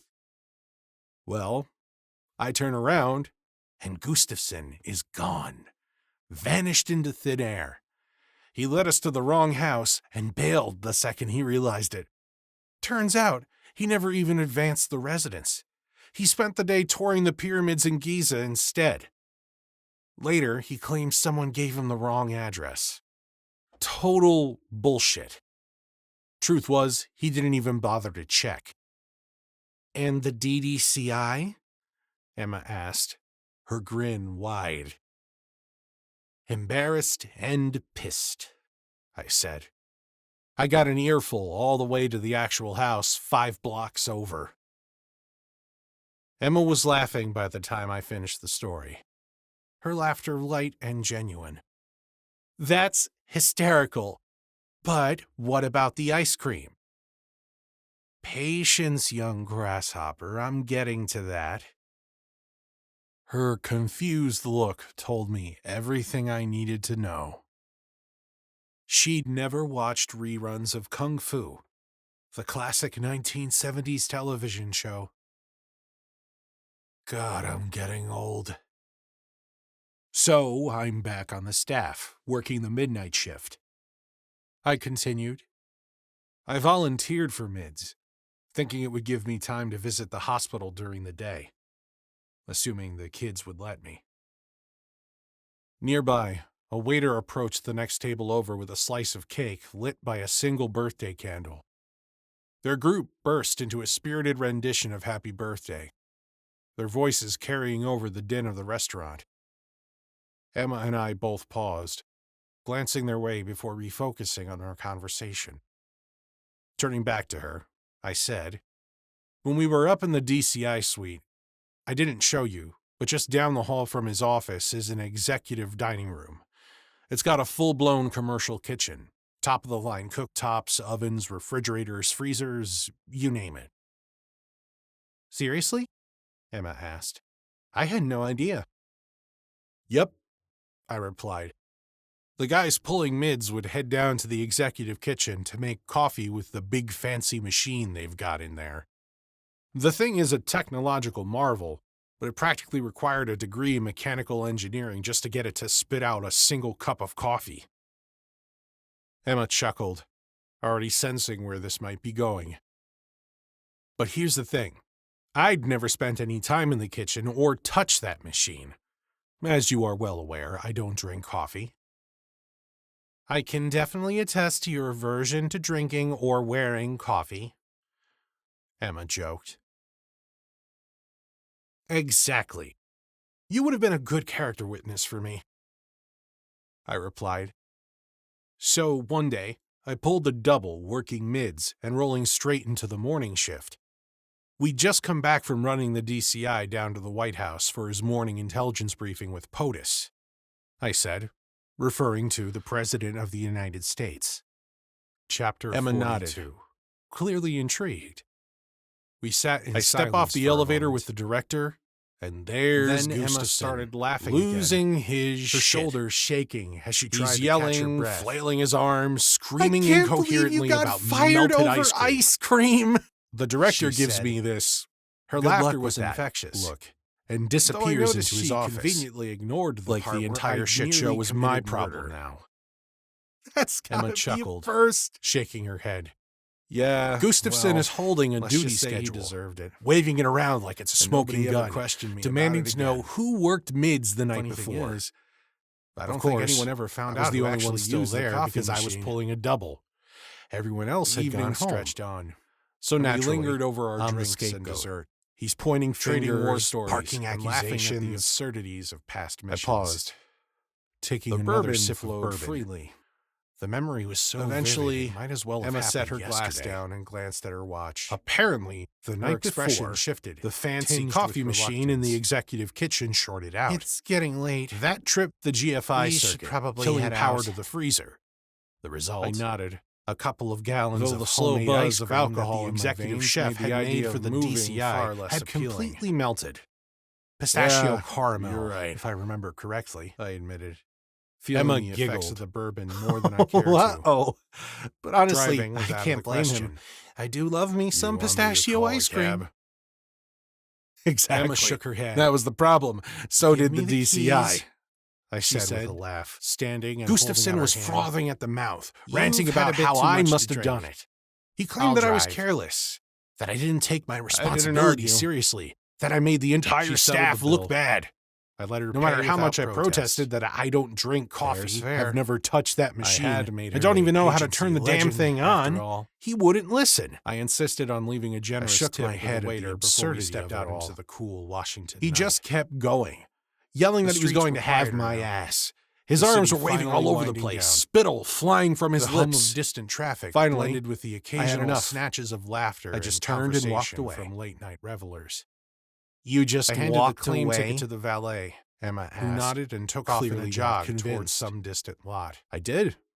I swear. Our plain I was government heading back to issue the ready sedan room. didn't rate a I wasn't about to priority waste spot another second alongside dealing with the his flashy idiocy. foreign cars and gleaming But luxury he wouldn't SUVs let it that go. they kept parked up front. The asshole grabbed When me the by car the left finally arm and pulled up, spun me around. I slipped the valet Then a he couple said, of bucks and "How climbed into dare the you walk passenger away seat. from me? You're insubordinate. You need The to get your leather head was out of cool your against ass. my back, You're too distracted by and a your pleasant vegetable wife to drowsiness do your settled job. over me. You should just resign Emma and go slid home into to the change your driver's seat. bedpan." We merged Emma onto gasped. the road. Her The hand city flying lights to her blurring mouth. into streaks of amber and Oh red my as the sedan God. hummed along. I nodded slowly. For a moment, there was my eyes nothing but fixed the on the soothing bourbon rhythm of the swirling in my tires glass. against the asphalt, and the distant so pulse of I the hit him city with a right fading hook he behind never us. saw coming. Then broke his jaw in two Something places. odd happened. Knocked out 3 of his front teeth. The fingers on my right He hand was began unconscious to before he tingle. hit the floor. A faint pins and needles sensation that Emma quickly stared at me. escalated. Her eyes were wide. A with strange shock. numbness followed, Spreading down And to then? my palm. Then What I the kicked him in the hell? face. I flexed said. my hand, trying to shake Broke it his off, nose, cheekbone, and but the eye feeling socket. persisted. I'll admit While it I was now, contemplating the this kick might have been a unexpected bit development, excessive. Emma let But out in a the heat of startled the yelp moment, and jerked the wheel. I The paused, car swerved sharply, exhaling narrowly deeply. missing a waddling family of If geese in the Dixon middle of hadn't the pulled street. me off of him, The mother would goose have killed honked the son of a noisily and bitch. continued across the road, her wings flapping Jesus, as if Hunter. to scold us, while a gaggle I of don't blame squawking you a bit. chicks scrambled to keep up. Emma said quietly. Emma muttered a string of expletives raised my as she glass. cursed the geese and fought to And send that the is car how back melted into our ice lane. cream got me kicked off the director's Those things are a protective damn staff. menace, Emma complained. They make a mess out of everywhere they hang out. Chapter 42. God forbid you try going for a run in a park they like. We The sat in poop silence for a everywhere, moment. stinking up the place and ruining my Then shoes. Emma started laughing again. Her I shoulders wasn't an expert shaking on as she goose tried to behavior, catch her breath. so I stayed quiet. I can't Emma, believe you got however, fired wasn't over done. ice cream. Do you ever She wonder said. why the plural of goose Her laughter is was geese, infectious. but the plural of moose Though I noticed isn't she meese? conveniently ignored the She part asked, where I'd nearly voice committed tinged murder. with mock exasperation. That's gotta be The the plural first- of moose is just moose. Yeah, I never understood well, that. let's just Why say he some deserved words it. are the same in both their And singular nobody ever and plural questioned me forms. about it again. Invariant Funny thing nouns, is, I think they're called. I don't think anyone Did ever I tell found you I out who minored in actually English used in the coffee college? machine. The words The evening floated stretched around in my on. head, and we lingered over our Then drinks and dessert, Something clicked. trading war stories and laughing at What the did absurdities you of just past say? missions. The I tried bourbon to flowed ask. freely, but my words didn't Eventually, come out right. Emma set her glass down They and tumbled glanced out at of her my watch. mouth in a garbled mess. Her expression shifted, More like gibberish than tinged anything with resembling reluctance. speech. It's getting What late. the hell was happening? We should probably head out. Emma shot me a sharp look. I Her nodded. expression shifting from amusement Though to the concern. slow buzz of alcohol in my veins What? made the idea of moving I wanted far to less answer her, appealing. to reassure her. Yeah, you're But right. before I could, I admitted, Another sensation feeling hit me the like a effects freight of the train. bourbon more than I cared to. A wave of nausea surged Driving up was from out my of the stomach, question. sudden and violent, You want me to leaving call a sharp, cab? burning trail in my throat. Emma shook her head. I coughed, Give me the keys. trying to clear it, she but the said, effort only made it worse. Standing and holding out her hand. I was fighting hard to keep You've my had a bit too expensive much to meal drink. down where it belonged. I'll drive. Something was wrong. I didn't argue. I blinked hard, She settled willing the bill. my vision to steady. I let her pay without but it protest. refused to cooperate. Fair's fair. The world around I me had began made to her a blur. agency legend. The sharp after edges all. of the dashboard and street I lights insisted on smearing leaving a together generous tip like for a the waiter watercolor before we painting stepped left out into in the the cool rain. Washington night. Then The came streets the were cold quieter sweat. now. The city Clammy and finally winding suffocating. down. Beads of moisture The hum of forming on my distant traffic forehead. blended with the occasional Something snatches of was laughter and seriously wrong. conversation from late-night revelers. I handed I the claim muttered. ticket to the valet, My voice who thick nodded and and slurred, took off in a jog towards barely some recognizable. distant lot. Something's Our plain government-issue not sedan didn't rate a right. priority spot alongside She didn't answer the flashy immediately. foreign cars. Her eyes and stayed locked gleaming on the road luxury ahead. SUVs that they kept But I parked saw up she was front. holding the steering wheel in a death When the grip. car finally pulled up, Her knuckles I turning slipped the bone valet a white. couple of bucks and When she climbed finally into the spoke, passenger seat. her words were equally slurred and The strained, leather was trembling cool with against my fear. back, and a pleasant Grant, drowsiness settled over I me. don't feel so good. Emma slid into the driver's here. seat. We merged That onto sent a the jolt road. of alarm through me. The city lights blurring into No, streets this isn't of just amber and me. red as the Something's sedan happening hummed to the along. both of us. I tried to sit moment, up straighter, but my There was body nothing refused but to the soothing cooperate. rhythm of the tires It against felt the asphalt, impossibly and heavy, the distant as if pulse of the gravity city had doubled its fading pull on behind me. us. My heart Then thundered in my chest, each beat something erratic, odd a happened. jackhammer pounding against my The ribs. fingers on my right Every hand breath was a began to battle. tingle. The air felt A thick. faint pins and choking needles me from the sensation inside that out. quickly escalated. Emma! A strange Pull numbness over! followed, spreading down I to my gasped. palm. The words felt What as the though they hell? were being dragged out of me. I flexed my hand, Each syllable a trying monumental to shake it off, effort. but the feeling She tried. persisted. I could see it in the way her While I muscles was tensed, contemplating this her hands unexpected jerking the wheel development, to the right. Emma let out a But her startled movements yelp were and slow, jerked the wheel, uncoordinated. The car swerved like sharply, she was underwater. narrowly missing a waddling family The car of geese in the swerved middle wildly of the street. into the oncoming The mother lane. goose honked A noisily deafening and blare of a continued across passing the car road, horn shattered her the air, wings flapping followed as by if the to blinding scold flash us, of headlights while a as gaggle another of car squawking narrowly shapes avoided scrambled us. to keep up. Focus! Emma muttered Do a string something! of expletives as she cursed the My geese mind and screamed fought at to me, center the car but back my into body our refused lane. to cooperate. Those My things arms are were a like damn lead, menace. limp and unresponsive as I complained. tried desperately to They reach make for a the mess wheel. out of everywhere they hang out. My head pounded God forbid you try relentlessly. going for a run in a park The world they like. around me narrowed, The poop tunneling everywhere, into darkness at stinking the up edges. the place and ruining my shoes. Emma's breath grew shallow. Each raspy wasn't an gasp, expert on an goose audible behavior, struggle. so I Her stayed face was quiet. pale, drenched Emma, in however, sweat. wasn't She done. was fighting hard to stay conscious, Do you ever but I wonder could why see the it plural slipping of away from goose her. is geese, but Her the plural eyelids of moose fluttered, isn't meese? her head tilting to one She side, asked, her voice and then the tinged with car mock veered sharply to the exasperation. right. The plural of moose There was is a just high-pitched moose. screech of tires never understood clawing at that. asphalt, Why some words are followed the same by in the both their sickening singular crunch and of plural metal forms. crumpling under the impact of us Invariant hitting nouns, a I think concrete they're bridge called. abutment. Did I tell you I minored I in was English thrown in forward. college? And then everything The disappeared. words into floated blackness. around in my head. Then something clicked. What did you just say? I tried to ask, but my words didn't come out right. They tumbled out of my mouth in a garbled mess, more like gibberish than anything resembling speech. What the hell was happening?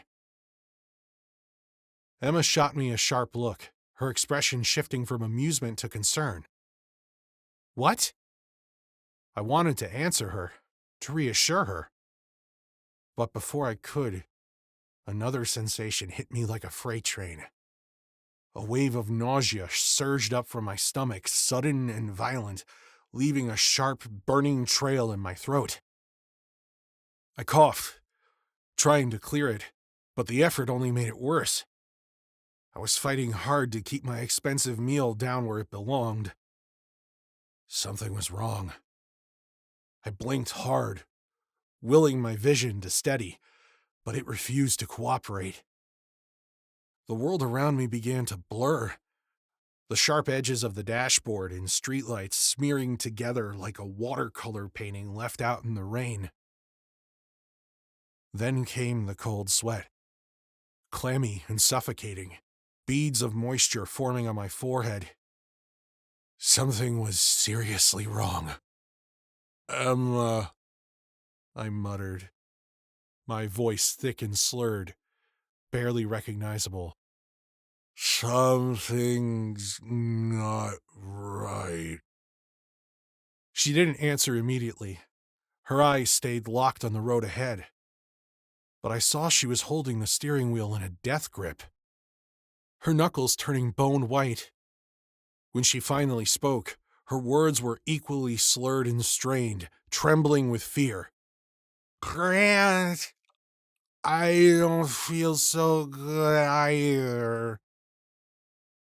That sent a jolt of alarm through me. No, this isn't just me. Something's happening to the both of us. I tried to sit up straighter, but my body refused to cooperate. It felt impossibly heavy, as if gravity had doubled its pull on me. My heart thundered in my chest, each beat erratic, a jackhammer pounding against my ribs. Every breath was a battle. The air felt thick, choking me from the inside out. Emma, pull over! I gasped. The words felt as though they were being dragged out of me, each syllable a monumental effort. She tried. I could see it in the way her muscles tensed, her hands jerking the wheel to the right. But her movements were slow, uncoordinated, like she was underwater. The car swerved wildly into the oncoming lane. A deafening blare of a passing car horn shattered the air, followed by the blinding flash of headlights as another car narrowly avoided us. Focus! Do something! My mind screamed at me, but my body refused to cooperate. My arms were like lead, limp and unresponsive as I tried desperately to reach for the wheel. My head pounded relentlessly. The world around me narrowed, tunneling into darkness at the edges. Emma's breath grew shallow, each raspy gasp an audible struggle. Her face was pale, drenched in sweat. She was fighting hard to stay conscious, but I could see it slipping away from her. Her eyelids fluttered, her head tilting to one side, and then the car veered sharply to the right. There was a high-pitched screech of tires clawing at asphalt, followed by the sickening crunch of metal crumpling under the impact of us hitting a concrete bridge abutment. I was thrown forward, and then everything disappeared into blackness.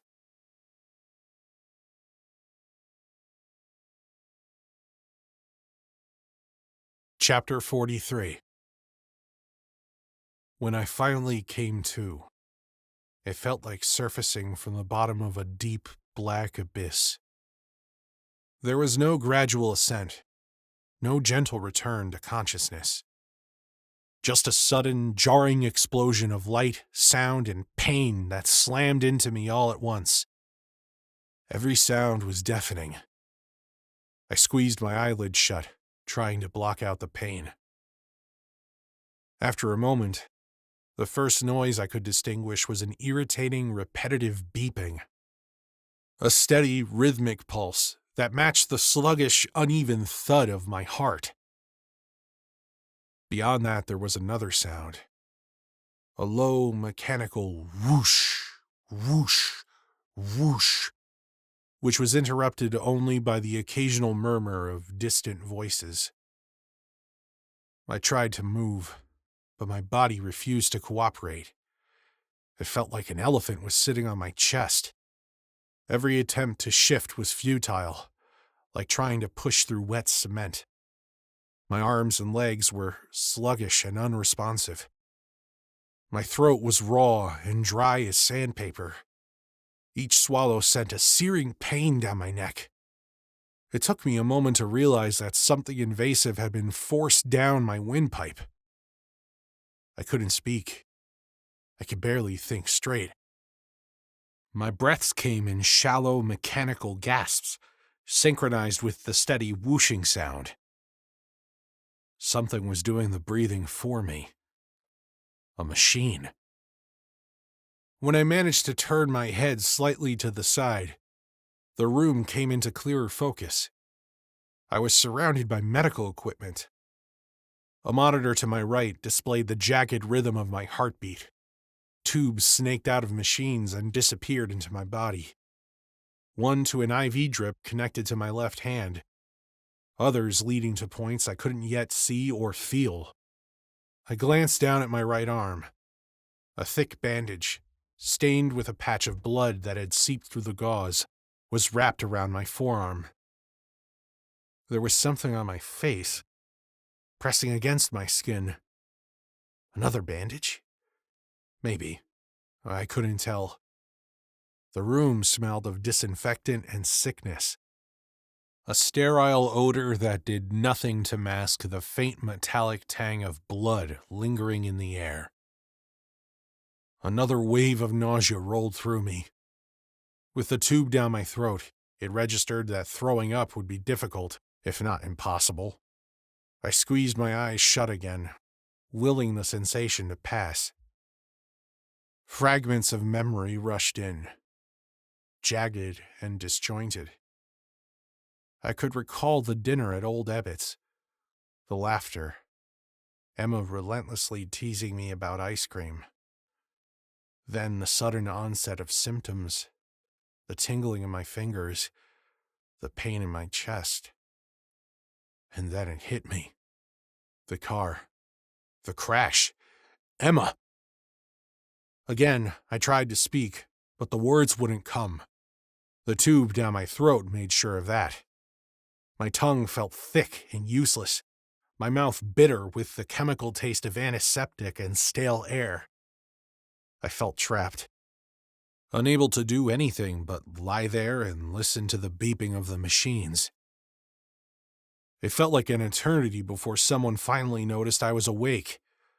A nurse appeared at my bedside, her scrubs a pale, calming blue. Her expression shifted from professional detachment to surprise as she realized I was alert. "Mr. Hunter?" she said softly, leaning in closer. "Can you hear me?" I blinked, trying to focus on her face. The edges of her features blurred, my vision struggling to adjust. I managed a slow, deliberate nod. "Good," she said warmly. "You've been through a lot, but you're in the hospital now. You're safe. I'm going to get the doctor, okay?" Another head nod was all I could muster. She hurried out of the room. "Safe," she had said. I wasn't so sure I believed that. So I waited. I had no idea how much time passed after she left. Minutes? Hours? Finally, the nurse returned, accompanied by a doctor and another figure I couldn't quite make out. The doctor was a middle-aged man with graying hair and a kind yet weary expression. The look of someone who had seen too much, even for his line of work. "Mr. Hunter, I'm Dr. Patel. You've been unconscious in the hospital for 3 days now. We've had to intubate you to assist your breathing, which is why you can't speak. We're going to remove the tube now." He stepped aside, allowing the nurse to take over. After carefully peeling away the tapes securing the tube in place, the nurse placed a steady hand on my shoulder. "Take a deep breath and blow out hard when I tell you," she said. I nodded again weakly. "Deep breath," she said again, "and blow out hard. On 3. I braced myself, gripping the thin hospital blanket. She counted, and on her signal, I blew out as hard as I could as she pulled the tube free in one smooth motion. The sensation was revolting. A sharp tug, followed by an unsettling sliding motion as the tube moved up and out of my throat. My gag reflex rebelled violently, causing me to retch. I took a deep breath, which brought a whole new wave of pain. My throat was raw and scraped. Every jagged breath felt like I was inhaling through sandpaper. The nurse stepped back, giving me a moment to recover. I waited while the doctor flipped through a chart at the foot of my bed, occasionally glancing at the monitors tracking my vitals. "Do you remember what happened?" he asked. I swallowed hard, wincing at the sharp pain that followed. "The car crash," I croaked, the words barely audible, more a rasp than speech. Dr. Patel nodded, his expression grave. "Yes, that's right. You were involved in a serious car accident. But there's more to it than that." He hesitated, as though weighing his next words carefully. "We suspect you were deliberately exposed to a rare and highly toxic nerve agent known as Novichok." The name hit me like a punch to the gut. Novichok. I didn't just know what it was. I knew exactly what it could do. A powerful poison that was almost always fatal. It was a favorite tool of the Russian intelligence services. For some reason, they had become weirdly obsessed with using it as a method of assassination. It certainly sent a message to their enemies. "The poison," I whispered, piecing it together through the haze of memory. "It was on the car." "Yes," Dr. Patel confirmed. "We believe someone applied the poison to the door handles of your car. A larger dose was likely placed on the driver's side, where it was intended for you.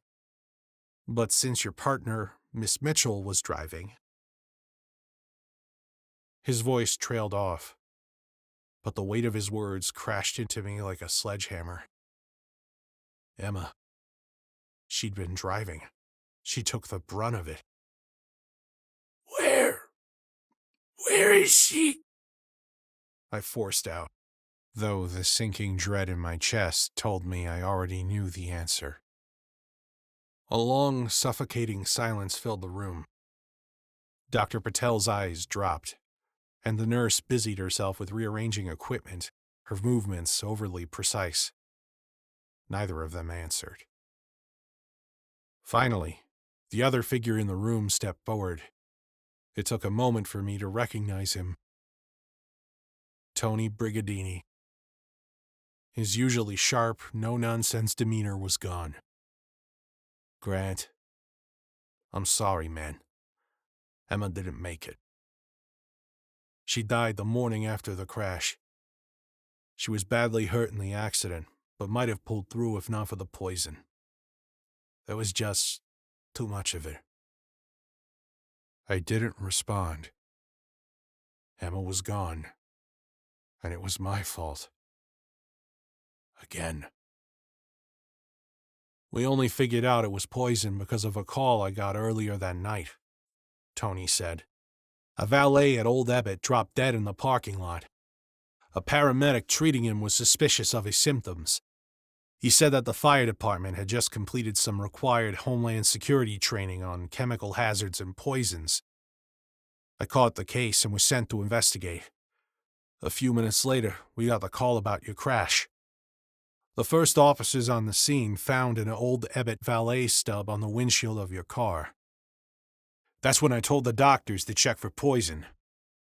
"Detective Brigadini is correct," Dr. Patel interjected. "If we hadn't received that tip, you would have died. Instead, we were able to administer high doses of atropine and diazepam in time. That saved your life. Barely. Unfortunately, there was nothing we could do for Miss Mitchell." I swallowed hard, though the effort burned my throat. Emma. Then I remembered talking with her in the car. Something about moose and geese. It made no sense. "Grant," Tony said again, his voice firmer now, pulling me back. I know this is a lot to take in, but we need to talk about what happens next. There are some agency assholes outside. They said they're here to protect you, but I told them to fuck off. Metro PD has jurisdiction. Say the word and I'll toss them out and put my people on you. I was sure that Tony would enjoy kicking out whoever was waiting outside. They are right about one thing, though, Tony said. You do need protection. Whoever did this is still out there. Somebody still wants you dead. They'll have to try harder, I said. Tony's expression softened for a moment before he continued. One other thing. I haven't told you kids about the accident. They've been through enough with Beth in a coma. They didn't need to know that you were in one, too. He had a point. A good one. Thank you, I whispered. Also, I didn't want them here, he added, his voice hardening. Didn't want them in the crossfire of some Russian cocksuckers showing up here trying to finish the job. Another valid point. I appreciate it, Tony, I said, my voice stronger this time. Let the agency guys stay, though. They're probably from my old team. Tony clearly wasn't happy about that decision, but didn't press the issue. Got it. He turned and left the room to tell them to set up my security detail. Dr. Patel stepped closer, his attention shifting from the monitors to me. The Novichok caused significant damage to your nervous system, Mr. Hunter. The fact that you're alive at all is a testament to your resilience, but I need to be honest with you. There will be lasting effects. There may well be some permanent nerve damage, and you'll certainly need extensive physical therapy to regain your strength, he said. You've got a long recovery ahead of you. I considered what he said. Physical therapy? No problem. Permanent nerve damage? I would deal with that. Long recovery? Piece of cake. I really only had one question for the doctor. Just one thing I needed to know. Will I still be able to pull a trigger? I asked.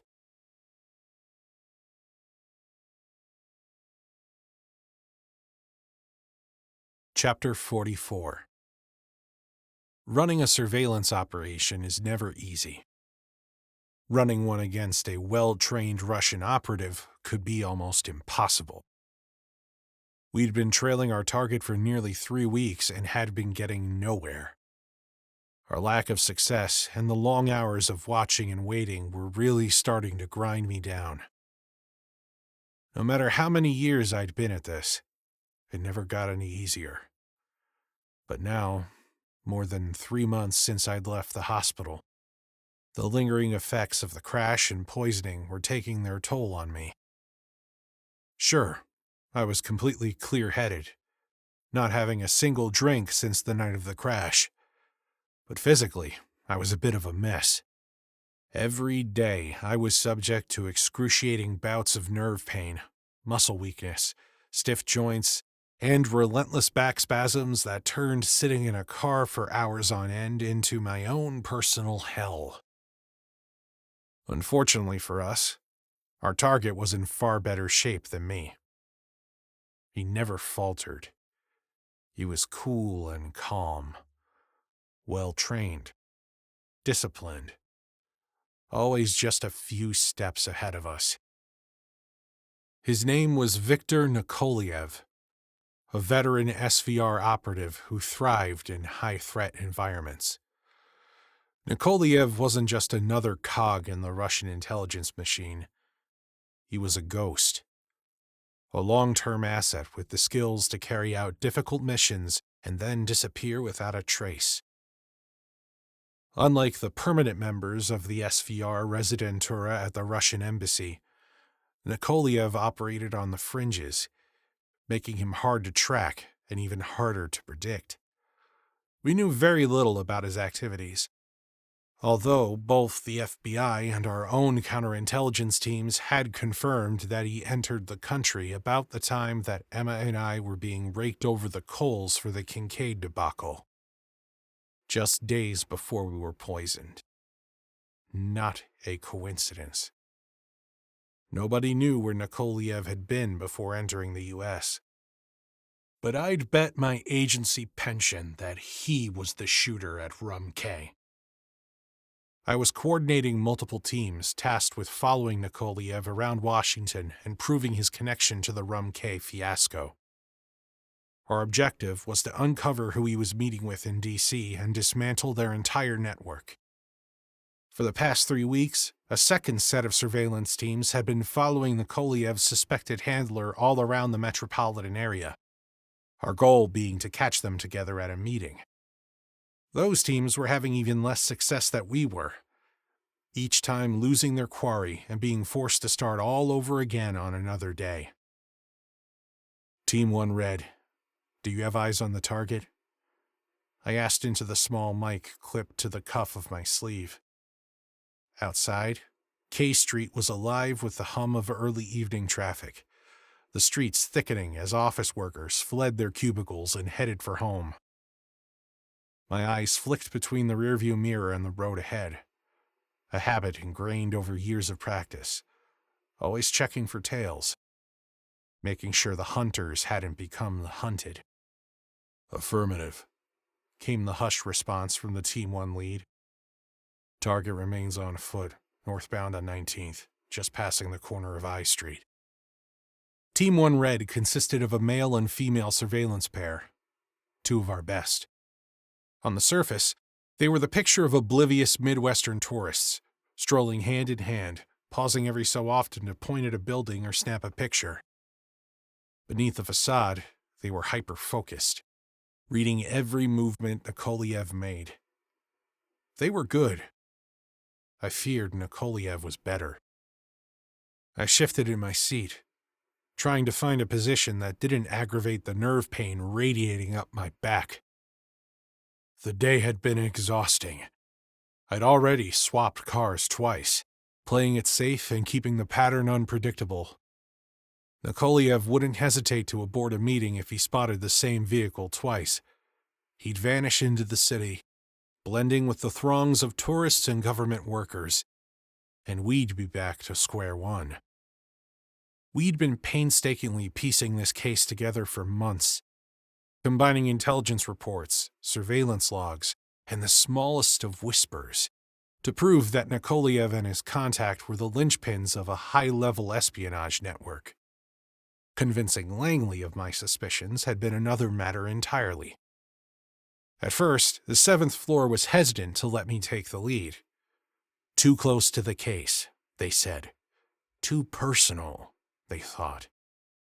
They were afraid that I'd let my emotions cloud my judgment when it came to Nikoliev. They weren't wrong.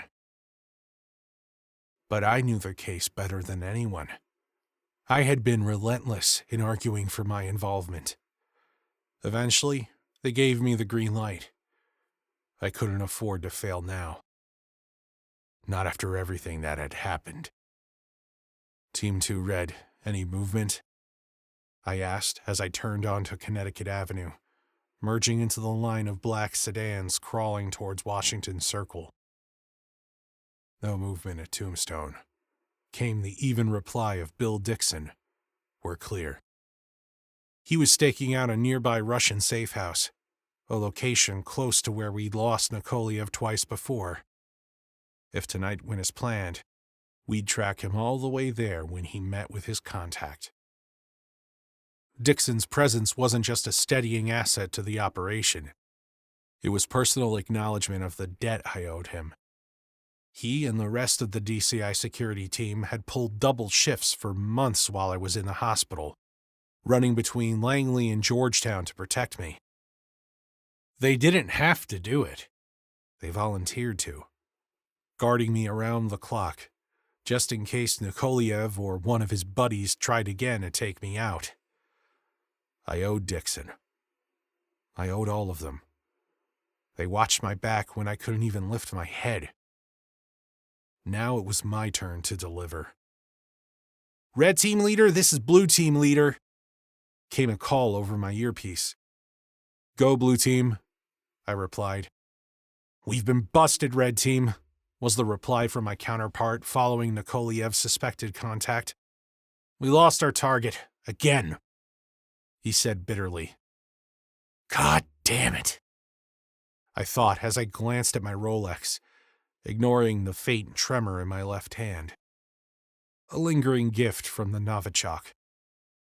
15 hours. If the intelligence we'd gathered over the past few months was accurate, Nikoliev's meeting should have been happening soon. Now it was likely to be called off. Again. Understood, blue team, I replied. We'll keep on our target, just in case he keeps the meeting or until he aborts, I said. I received 2 clicks over the radio in response, shorthand for acknowledged. Nikoliev's surveillance detection routes had been a work of art, subtly layered with a series of complex detours and switchbacks, each maneuver carefully designed to identify and shake anyone following him. More often than not, it worked. Time after time, he'd slipped away, dissolving into the city like mist. But we'd been patient, methodical. Nobody's perfect, not even Nikoliev. Eventually, he'd lead us to his contact. It was only a matter of time. We're still on the move, came the calm, measured voice of the female half of Team 1 Red through my earpiece. Target heading east, crossing the park, towards Tombstone. I swore again under my breath. Keep your distance, I instructed. He'll use the park as his last chance to flush us out. Head back and assume he's heading to Tombstone. I turned the wheel, swinging the car onto a side street and easing into a parking spot with a clear view of the park's northern edge. From there, I could watch him approach. Nikoliev was in his early 50s, his dark hair graying at the temples. He wore a plain black overcoat, the kind you'd find on 1,000 bureaucrats milling about the city. To the casual observer, he was just another middle-aged man in the crowd, heading home to his wife and kids. Team 3 Red, position? I asked. We're set, came the terse reply from Matt Klein, a seasoned veteran and one of the most reliable operators on the team. He was stationed 2 blocks away, ready to pick up the tail if Nikoliev left the park in an unexpected direction. My fingers tapped absently against the dashboard as I kept my eyes on Nikoliev. I watched as he sat on a bench, casually scrolling on his phone, perhaps getting the abort message from his contact. But then again, maybe it was his final test to see if he was being followed. We needed to stay patient, to wait him out. Action at Tombstone. Dixon's voice suddenly crackled through my earpiece. Unknown person just entered. Caught me off guard. A damn delivery truck blocked my view. Couldn't get a good look. Copy. Stand by, I replied. Nikoliev glanced at his phone one last time, then slid it into his pocket. He stood and strolled casually across the park, heading toward the safe house. Target's on the move, I said. All teams, establish a perimeter around Tombstone. Roger. Understood. 10-4. The chorus of responses came in rapid succession. We were using the term safe house a bit loosely. It was actually a ground-floor office suite in a multi-tenant brownstone. The building was owned by a Russian oligarch who owed his billions to being a Putin stooge. He also liked to talk too much on his cell phone. Mickey's friends at the NSA had caught him bragging to a girlfriend about the building's connections to the SVR. A mistake on his part, one we were about to exploit. I stepped out of the car, my breath fogging in the chilly evening air. Moving quickly but carefully, I kept to the shadows, maintaining my distance as I closed the gap. No sudden moves, no unnecessary risks. Circling around the edge of the park, I followed Nikoliev, staying just far enough behind to avoid detection. He walked with a purpose, his shoulders squared, his stride steady. He headed straight for the brownstone. At the building's entrance, he hesitated. Always the professional, always checking. He scanned his surroundings one last time. Satisfied he was in the clear, he slipped inside. This was it. "I'm going in," I radioed to the team, closing the distance to catch the door just before it latched shut. Dixon emerged from around the corner, joining me at the entrance. "Team 3 Red, cover the rear exit," I ordered through the comms. The other teams would stay in position, ready to assist if things went south. Drawing our guns, Dixon and I moved to either side of the door to Suite 102. Dixon gave me a sharp nod. I took a step back, braced myself, and drove my boot into the door. It burst open with a splintering crack. My door-kicking skills had improved.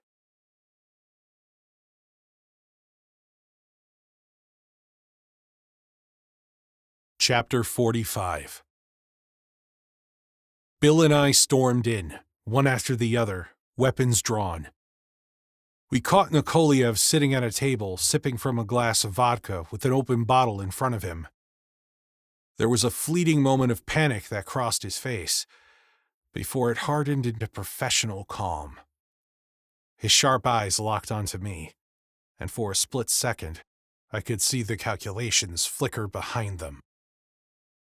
With my suppressed Glock 19 leveled at his chest, Nikoliev did the math and knew it was hopeless. He exhaled slowly, as if accepting his fate. He tipped back the glass, swallowing its contents in one gulp, then set it down and placed his hands flat on the table in front of him. Smart man. This was not the first time he'd been on the wrong side of a pistol.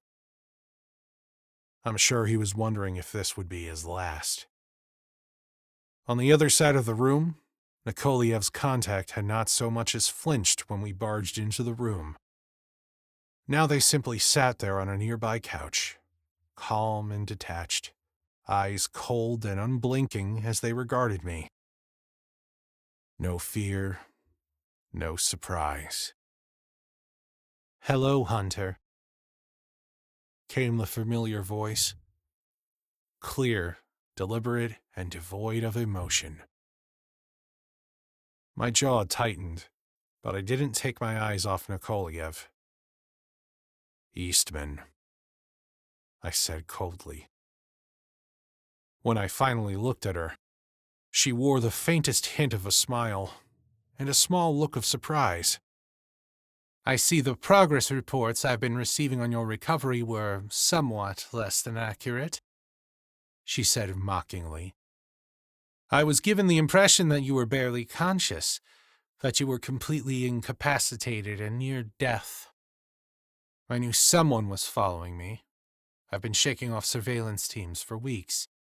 I just didn't expect it to be you, Hunter." Dixon answered before I could. "That's on me. A necessary precaution," he said evenly, his weapon never wavering. "If everyone thought Hunter would not recover, there would be less of a chance that your friend here would come back and try to finish the job." Eastman turned her glare to Dixon for a moment before fixing her sharp eyes back on me. "You certainly are a hard man to kill," she said. "Sorry to disappoint you," I replied evenly, not missing a beat. "Not that you didn't give it a good try." I shifted my focus to Nikoliev, his hands still flat on the table, his expression unreadable. "Are you going to introduce us to your companion?" I asked. Eastman nodded. "Of course. Where are my manners?" She gestured towards Nikoliev. "Gentlemen, this is Viktor Nikoliev, officially documented as a cultural attaché with the Embassy of the Russian Federation. Although, to be precise, the truth of it is that he holds the rank of colonel in the SVR. She paused, letting the weight of her words settle. That small indiscretion aside, Victor is in the country legally and enjoys all the rights and protections of diplomatic immunity. But I suspect you are already well aware of that." Nikoliev shifted slightly in his chair, his lips parting as if to speak. But I wasn't in the mood to hear him. "You'd best keep your mouth shut, Mr. Diplomatic Immunity," I said, cutting him off before he could utter a single word. "Do that, and maybe you'll still walk out of here." Nikoliev's jaw tightened, but he said nothing and simply sat quietly in his chair. Turning back to Eastman, I said, "Yes, I am acquainted with Victor." I nodded towards Nikoliev. "Although we've never formally met, I've seen his work. He's been a busy man. He was the sniper who took out Kincaid in the Bahamas, the one who shot at me, who shot at my partner, the one who poisoned me, who poisoned Emma." Nikoliev was starting to look visibly uncomfortable, but wisely kept his silence. Looking again at Eastman, I said, "In fact, Victor's professionalism is partly what did you in." "How so?" she asked, her voice edged with curiosity. "The Russians," I began. It was like we were dealing with two separate teams, two completely different calibers of players. The two goons in Bangkok and the third one I took out here were nothing more than amateurs. Brutal thugs with no finesse, no sophistication. They were all easily dealt with. Eastman nodded in acknowledgement. "That idiot Kincaid hired them," she confirmed, her tone laced with contempt. "He didn't tell Moscow that Tucker was blackmailing him. Kincaid had been of diminishing value for years, and he knew it. He also knew that Moscow knew it. His isolationist, protectionist, bomb-throwing brand of political rhetoric was no longer unique. Half the damn Republican Party was spouting the same nonsense, and doing it better than him," she said. "Kincaid thought that all the publicity and speculation about his nomination for the vice presidential slot would salvage his reputation with Moscow. The arrogant son of a bitch tried to handle Tucker himself, afraid that reporting it would be yet another black mark against him. So, he sent that Wagner group trash after Tucker." She shook her head. "A stupid mistake. Even so, it might have worked if you and Mitchell hadn't interfered. I had no idea that Tucker was onto him until your investigation uncovered the link to Kincaid." "And that's when things changed," I said, turning to stare at Nikoliev. The opposition we faced in the Bahamas and then again outside Old Ebbitt was professional, well-trained, disciplined. They had operational intelligence the others didn't. Knowledge of Kincaid's compound and our move against him. They were skilled enough to follow us without being noticed. And then there was the Novichok. Not something you pick up at the corner drugstore. It takes skill and experience to handle the nerve agent, to know how to deploy it on the door handles and how to do it without being seen. Nikoliev's mouth twitched into a faint smirk. He seemed quietly pleased at my assessment of his operational prowess. I pressed on. "That's when something an asset once told me clicked in. He said, if the SVR was involved in the move against Tucker, we never would have known it. they would have eliminated him and left no trace. Eastman sighed and nodded. Shushanov was right, she said. Her mention of his name caught me off guard, and I couldn't hide my surprise. She relished in the moment. Yes, the SVR knows all about your double agent. Pity. Moscow invested a lot of time and resources in planting his family in the U.S. Of course, Shushanov knows nothing of me. In fact, very few in the SVR do. But now your pilot friend is becoming a bit troublesome. She paused. I expect Moscow will soon have to do something about him, she said. And you were right about dealing with two different teams, Eastman admitted with a sigh. Her tone carried the weariness of someone cornered, but unwilling to concede defeat. I sent Victor to neutralize Kincaid. Once you were onto him, it was clear he was going to go down. Your investigation was too thorough. Your evidence was too compelling. It would have been overly suspicious for me to order you to shut the case down. Kincaid was unsalvageable, but he was also a weak man. She seemed to be on a roll, so I let her keep talking. I couldn't risk you taking him alive. You saw firsthand how much he spilled in the 2 minutes you confronted him. Imagine what he would have said under interrogation, waterboarding or otherwise. We had to cut our losses, so I sent our best. Victor's skills are unmatched. He has spent years dealing with problems like Kincaid. Men like Victor don't make mistakes. She's wrong about that, I thought. He made a mistake. He left me alive. Chapter 46. Team Red lead, this is Team 3 Red. Status report? Came a request over our radios. Target secured. Stand by. I replied curtly, keeping my eyes locked on Eastman. So you have others waiting outside to take me in, do you? She asked. Before I could respond, she waved her hand dismissively, as if my answer didn't matter. Anyway, after Kincaid was dead, that should have been the end of it. But it wasn't, was it? Her voice dropped, laden with disdain. No, I knew you wouldn't let it go. I just knew that the two of you would just keep digging, looking for an accomplice, looking for a connection to the agency. Even though I told you and Mitchell to focus only on Kincaid. It was too much of a risk. You had to go. The plan was to make it look like an accident. Her eyes narrowed, and her voice carried a hint of bitterness.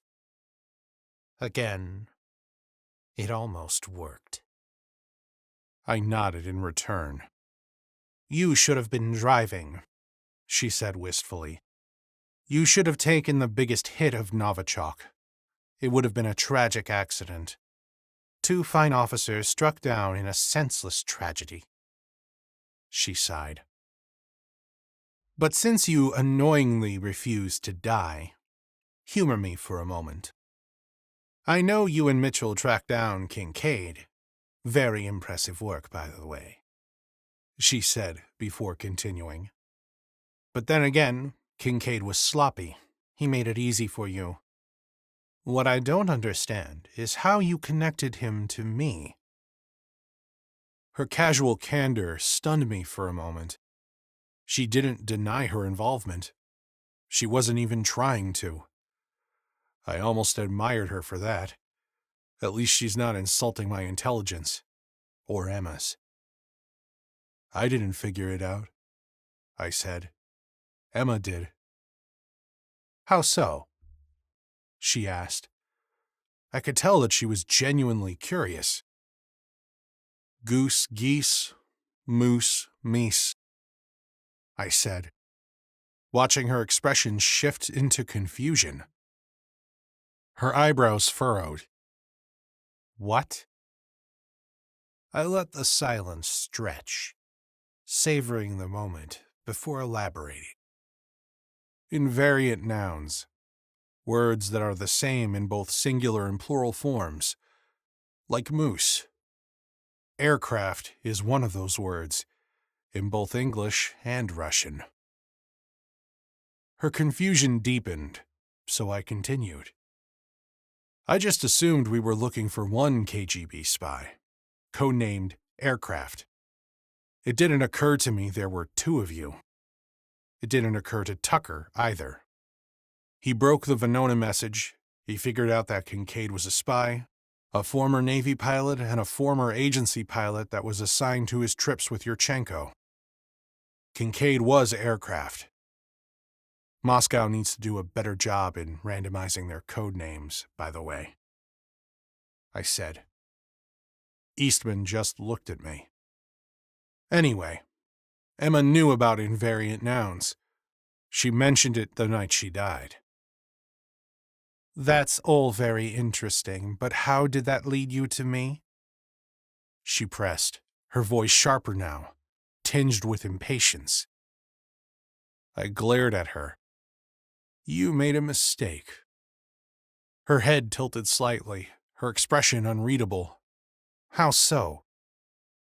Sitting in that hospital bed for months, I had a lot of time to think things over. Replay every step we made in the investigation. When we met in your office, you said you never met Kincaid. She nodded. And? You lied about that. And it was right out in the open, I said. A picture in your office of you standing in front of a small airplane, smiling, holding a certificate the day you passed your check ride. You have a private pilot's license. Again, she looked confused. What of it? That was a long time ago. I haven't flown in over 20 years. When I started looking for a second target, I remembered the picture. Aircraft. Out of curiosity, I checked the FAA Airmen database. It showed you received your private pilot certificate in 1986, signed off by your certified flight instructor, a Mr. J. Kincaid. For a moment, her expression flickered, a crack in her practiced calm. Then she shook her head, disbelief layered with disdain. An old photograph and some FAA records are not enough to convict me, Hunter. Go ahead. Take us in. Even if someone believes you, I'm untouchable. So is Victor. He has diplomatic immunity. At worst, he'll be declared persona non grata by the State Department and sent home. Nikoliev looked relieved when she said that. And me? What makes you think the 7th floor will even want to prosecute me? It would be too embarrassing for the agency. To admit publicly that the Deputy Director of Operations for the CIA is a Russian spy, the press would have a field day. The intelligence community would never recover, and I'll tie the counterintelligence guys up in knots. They'll never separate truth from fiction, reality from disinformation. They'll never unravel the depth of what I've created. She said smugly. My guess? They'll want to make the whole thing disappear. Sure, they'll throw me into a black site in some African hellhole. It'll be unpleasant for a time, no doubt. But eventually, a deal will be made. I'll be traded for some low-level assets that the Russians are holding.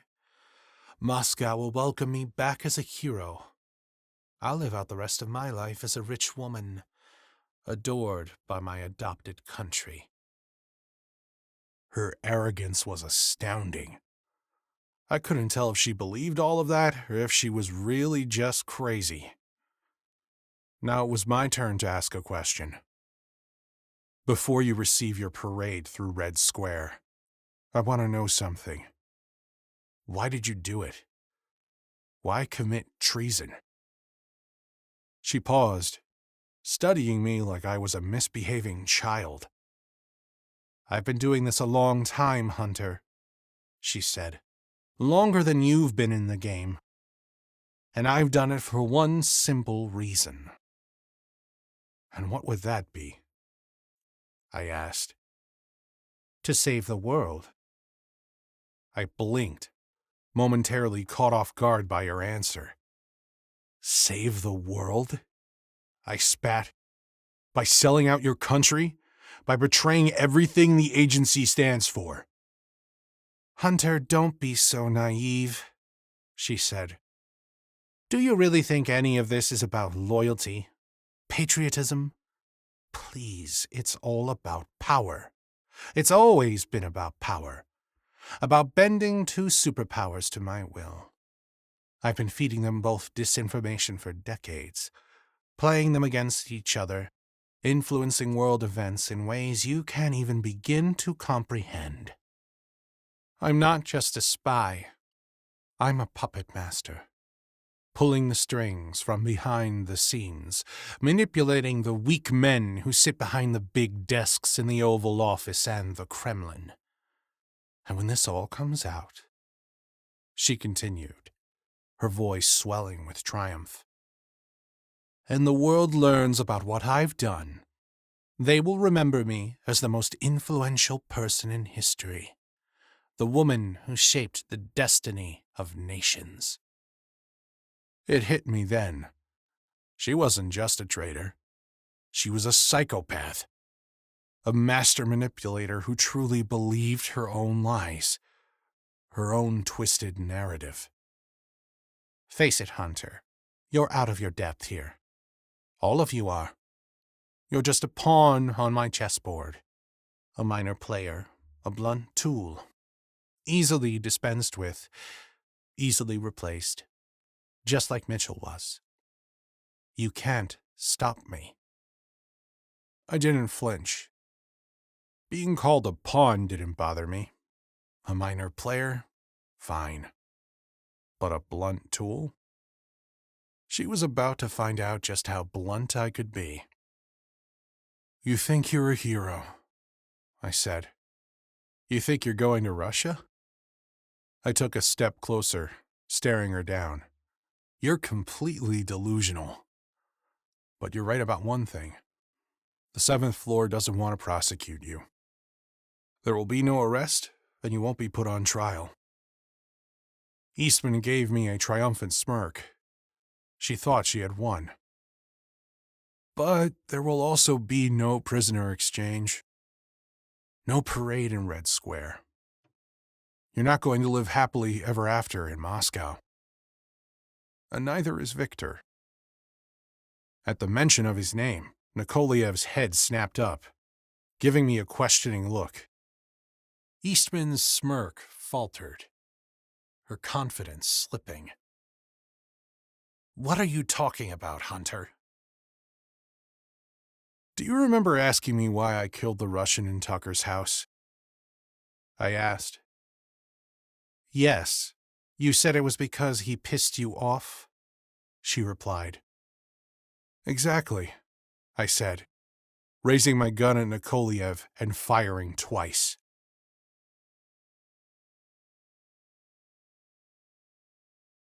Chapter 47.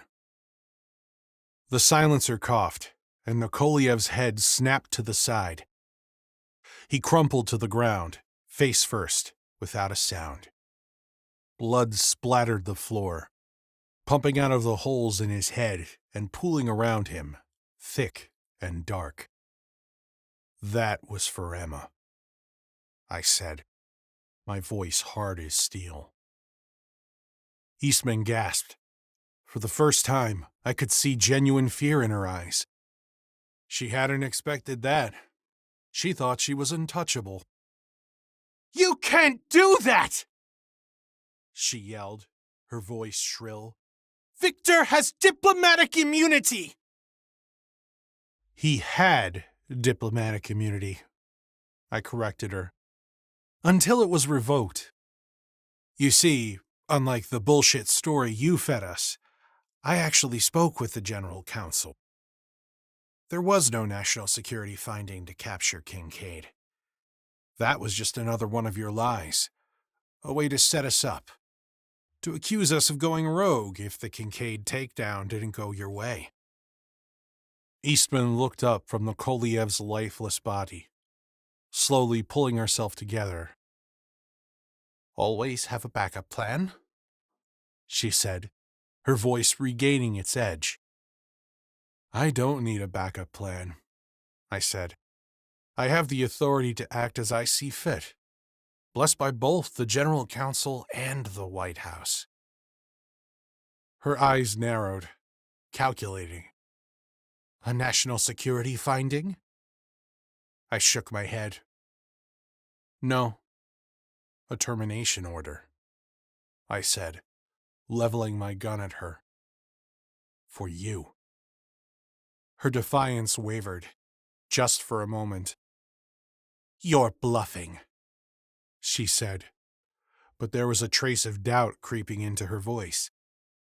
"A termination order requires presidential authorization, and that old fool in the White House doesn't have the balls to sign one."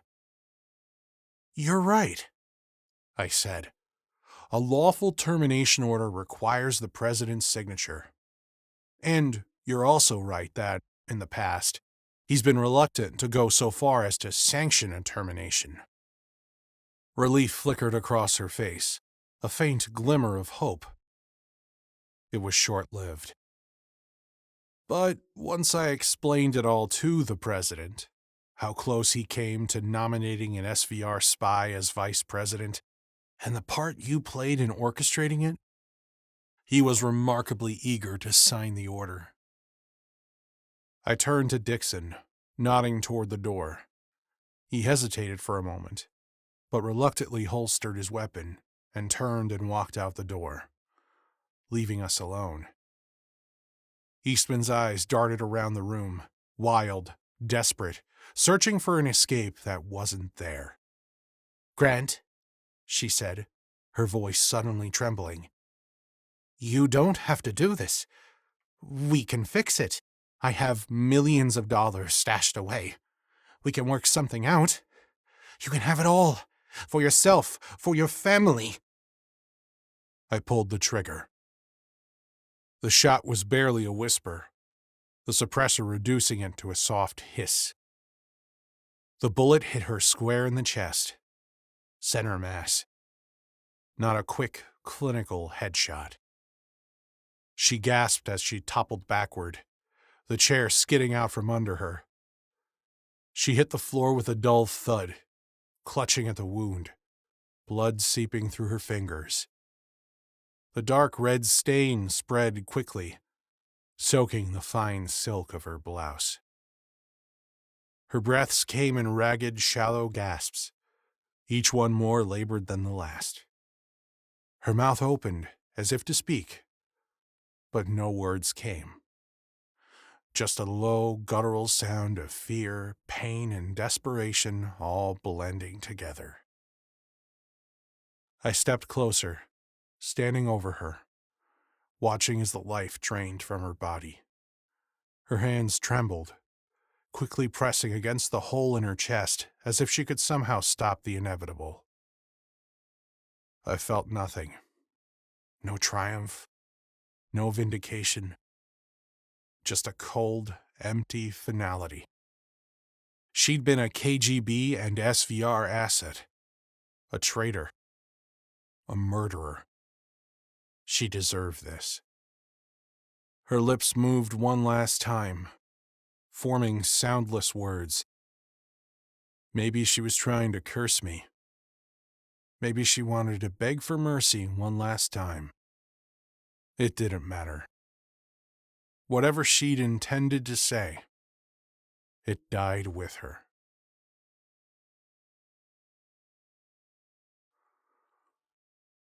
Chapter 48. 2 days later, I stood in the main lobby of the OHB. searching for my assigned seat among the dozens of chairs arranged in front of the stars etched into the marble of the CIA's memorial wall. Shafts of sunlight streamed through the towering glass front doors, casting sharp reflections on the polished floor. The scent of fresh-cut flowers hung in the air from the many wreaths placed around the room. Every year, on this day, the hum of activity quieted. The buildings fell silent as the agency paused to remember our friends and coworkers who had been struck down in the line of duty. A hush fell over the cavernous lobby as the director of the CIA, the deputy director of Central Intelligence, and a host of other dignitaries settled into their places on the stage erected for the occasion. One chair, reserved for the deputy director of operations, remained conspicuously empty. Uneasy whispers rippled through the room. No one seemed to know where she was. Eastman had not been heard from for over 48 hours. Her administrative assistant, growing increasingly anxious, had checked her email in search of clues. She found an electronic receipt for a round-trip ticket to British Columbia, Canada, that had been booked a few days earlier. It was for a flight that had departed Dulles Airport a day ago. Another email confirmed a hotel reservation near the infamous 450-foot-high Helmeken Falls, known for their towering sheets of ice and perilous beauty. Although a bit unusual, it was thought that Eastman had simply taken a spur-of-the-moment trip to indulge her passion for ice climbing. Later, the halls of headquarters would be abuzz with the grim details. A passing climber had stumbled upon an abandoned backpack and an ice axe, both belonging to Eastman. Each was found precariously perched on the edge of a bottomless crevasse near the falls. The weather had been harsh, with gusting winds and swirling snow making climbing the jagged ice walls extremely dangerous. Eastman was feared dead, lost in a tragic fall while free climbing alone. A victim of the dangerous hobby she had pursued for so long. I'm told her body was never found. Very sad. At the appointed time, the director stepped up to the podium. He adjusted the microphone, the faint rasp of static echoing in the room as the audience fell into a respectful silence.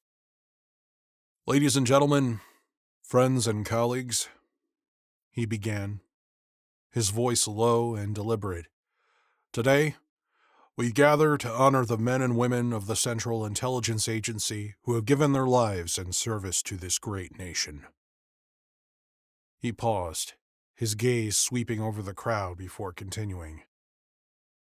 "These brave and dedicated individuals, through their actions and deeds, have embodied the highest principles of our agency: courage, integrity, and an unwavering commitment to our mission." The weight of his words pressed heavily on the room, a shared sorrow connecting the audience. A faint nod here, a misted eye there. "Their sacrifice will never be forgotten," he said, his tone rising slightly, the conviction unmistakable. "Each star carved onto this wall represents a life cut short, a family left to grieve, and a loss felt deeply by all who served alongside them. As you all know," the director continued, "to protect our intelligence sources and methods, we must keep the names of many of our friends memorialized on this wall classified, even in death. But each year, we gather here to read all of their names aloud, to ensure that they and their sacrifices are never forgotten." A brief pause. The room seemed to hold its breath.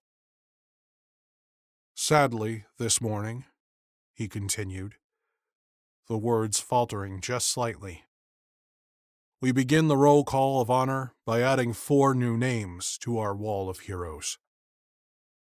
He then turned his attention to the wall behind him, slowly gesturing to the 4 freshly carved stars, now bathed in the soft morning light. One of them was Emma's. He looked back to address the crowd and read the names aloud. Joseph Alvarez, Case Officer, Directorate of Operations. The director's voice lingered for a reverent moment before moving on. Randall Briggs, Case Officer, Directorate of Operations. Tina Lafferty, Paramilitary Operations Officer, Directorate of Operations. Emma Mitchell, Security Officer, Directorate of Support. His voice faded into the background as he continued to recite the names of the fallen. I wasn't listening. Instead, I was thinking of Emma. I had dragged her into the Tucker investigation and the Kincaid operation. Neither were her responsibility. She was just following orders, trusting me. And now a bright, promising young officer was gone. And it was all my fault. Again. I had been too sick from the poisoning to be able to attend Emma's funeral. She had been buried with military honors at a veterans cemetery near her hometown in Indiana. Today was my chance to say goodbye. The director, finishing the memorial roll call, had finally pulled me out of my well of self-pity. My guilt could wait. Now wasn't the time. These are the heroes who have given their all for this country, he declared, his voice resolute, though tinged with grief. Their sacrifices will not be in vain, for they have inspired us to carry on their work with the same unwavering dedication and courage that defined their lives. My phone vibrated in my pocket. I ignored it. When the director stepped back, a solemn hush descended over the lobby. Then, the mournful sound of a lone bugler broke the silence, piercing the air with the haunting strains of taps. The melody washed over the crowd, each note heavy with loss and remembrance. It was a sound that never failed to tug at my heart, twisting something deep inside. As the last notes faded into silence, the ceremony drew to a close. The crowd began to disperse, footsteps muted against the marble floor, soft murmurs replacing the stillness. I lingered, finding myself alone once more before the wall. My fingers instinctively reached out, tracing the etched lines of Emma's anonymous star. A hand on my shoulder startled me from my thoughts. I turned to see Sarah Jane Hampton standing beside me. "Grant," she said softly, "I know this is a difficult day for you, but take comfort in knowing that Emma's sacrifice was not made in vain." "I appreciate that, Sarah Jane," I replied, my voice low.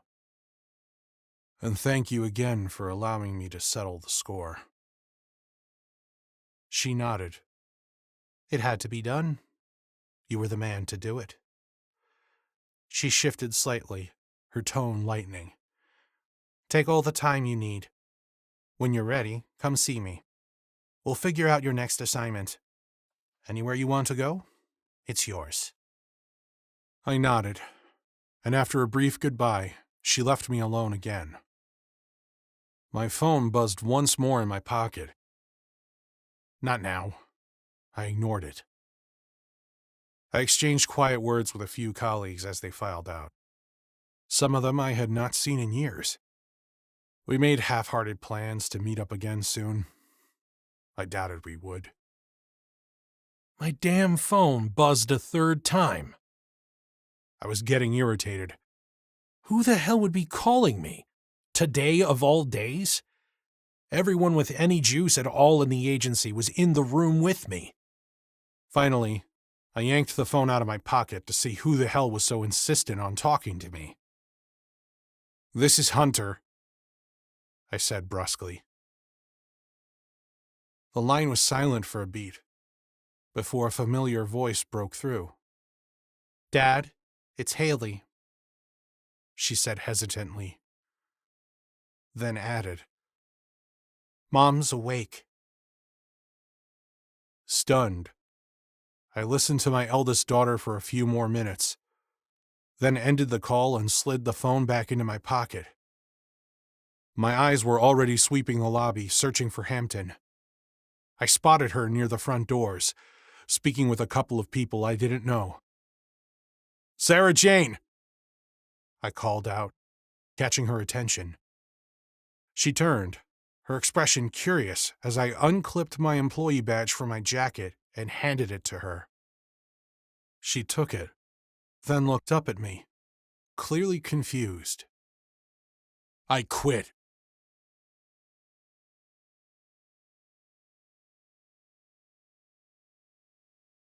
Epilogue.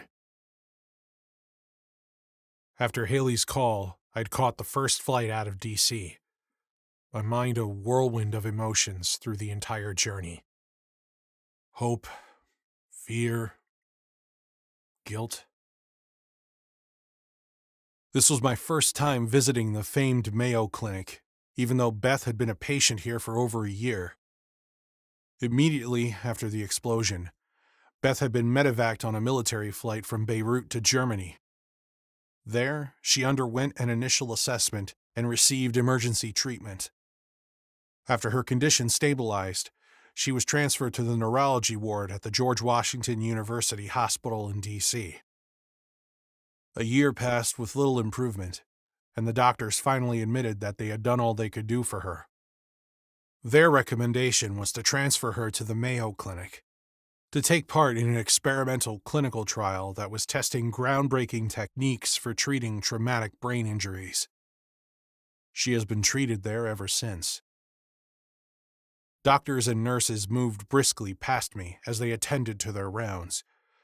A team of orderlies carefully guided wheelchair-bound patients from treatment room to treatment room, their voices soft and reassuring. Family members dotted the waiting areas I passed, all hoping for good news, while bracing themselves for the bad. While the agency's healthcare insurance was excellent, it had its limits. The experimental procedures at the Mayo Clinic weren't covered. All of it would be an out-of-pocket expense. Our kids didn't know it, but I had taken out a substantial second mortgage on our townhouse in Alexandria to fund her treatment. Now, as I walked through the busy corridors, following the signs to the neurology ICU, my heart thundered in my chest. I had both longed for and dreaded this moment for the past 2 years. Honestly, I'd faced down Taliban insurgents in Pakistan with steadier nerves than I felt right now. The door to her room stood slightly ajar. I paused, my hand hovering over the handle as I took a steadying breath. When I finally pushed it open, the sight that greeted me was both familiar and jarring. Beth lay in the hospital bed. Her brunette hair was pulled back in a loose pony and streaked with gray, a reminder of the 2 long years that had slipped away. Her green eyes were open and alert, but her face was shadowed with exhaustion. She looked thin and fragile. Her pale skin seemed almost translucent, the veins in her hands a faint web beneath the surface. But she was awake. She was alive. Our kids were gathered around her bed, forming a protective semicircle. Haley, the eldest, stood closest to Beth, her hand resting gently on her mother's arm. At 26, she had carried the weight of her mother's treatment more than just about anyone else. Since Beth's transfer to the Mayo Clinic, Haley had made the 5-hour drive from her home in Chicago to Minneapolis at least once a week. She would check in with the doctors and sit for hours with Beth. Somehow she had balanced overseeing Beth's care with her career as an advertising account executive in something called social media management, a field I didn't even try to pretend that I understood. Tori, our middle daughter, sat in a chair on the other side of the bed, her quiet and protective nature evident in the way she carefully adjusted Beth's blankets. She was always the peacemaker, always the nurturer. A pile of legal books sat neatly beside her chair. They had been her constant companions since she started law school at Michigan State University. At 25, she was in her third and final year of classes. It pained me to think that I had spoken to her so little in the last couple of years that I didn't even know what kind of law she wanted to practice.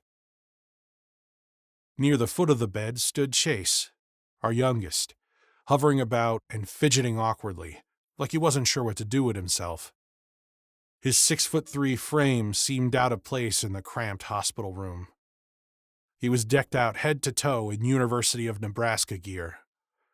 At 20, he carried himself with the easy confidence of a D1 college athlete, having been recruited to play football for the Cornhuskers. As I stepped into the room, all eyes turned to me. The atmosphere shifted immediately, the tension now palpable. Haley's sharp gaze fixed on me, her jaw tightening in a way that was painfully familiar. We were too much alike, both too stubborn in our ways, too unforgiving when disappointed. Tori's eyes dropped to the floor, avoiding mine, while Chase straightened up, his expression wavering between uncertainty and what might have been a flicker of happiness at my arrival. "Dad," Haley said, her tone clipped and cool. "You've made it?" I nodded, my throat suddenly dry. "I left as soon as I got your call," I said. Beth's eyes found mine, and for a moment, the rest of the room faded away. She looked at me, her expression a mixture of confusion and something else I couldn't quite place. Recognition? Relief? It was hard to tell. "Grant," she whispered, her voice raspy from disuse. "You're here." I moved closer to the bed, the kids parting reluctantly to let me through. "Of course I'm here, honey," I said softly, my voice barely holding steady. 2 years. 2 endless years waiting for this moment. I gently kissed her forehead. Haley scoffed, a harsh sound cutting through the room. As I reached out to take Beth's hand, the door swung open. A doctor strode in, her white coat swishing around her. She was petite, but carried herself with a presence that left no doubt she was in charge. Her name tag read Dr. Amelia Chen, Chief of Neurology. "I hope I'm not interrupting," Dr. Chen said as she scanned the room, taking in the simmering tension. "I have some updates on your mother's condition," she added, addressing the kids before turning to me. "You must be Mr. Hunter. It's very nice to finally meet you." Haley opened her mouth, her eyes blazing with something unsaid. But Dr. Chen pressed forward before she could speak. "Anyway, I'm glad you're all here." Then, turning to Beth, she said, "Mrs. Hunter, how are you feeling?" Beth's eyes reluctantly left mine as she turned to the doctor. "Tired," she admitted, her voice barely above a whisper. "And confused." Dr. Chen nodded, her expression empathetic as she pulled off Beth's chart from the tablet she carried. "That's entirely expected. You've been through quite an ordeal." She tapped at the screen briefly before looking back at us. "Mrs. Hunter's awakening is nothing short of miraculous," Dr. Chen began, her tone measured, yet tinged with genuine excitement. "The fact that she's regained consciousness and showing no major signs of cognitive impairment is extremely encouraging." She paused, giving us a moment to absorb the information. "However," she continued, her voice growing more serious, "we're still in the very early stages of recovery. We need to temper our expectations. Recuperation from such a prolonged coma is a complex process." I felt Beth's hand twitch in mine, and when I looked down, I saw a flicker of fear pass over her face. Tori leaned in, gently placing a hand on her mother's shoulder. Mrs. Hunter's experiencing what we call post-traumatic amnesia," Dr. Chen explained. "This is common in cases like hers. Her long-term memory appears to be largely intact, but there may be some gaps or inconsistencies. She might have difficulty forming new memories going forward or recalling the events from immediately before her injury." Chase spoke up, his voice tight with concern.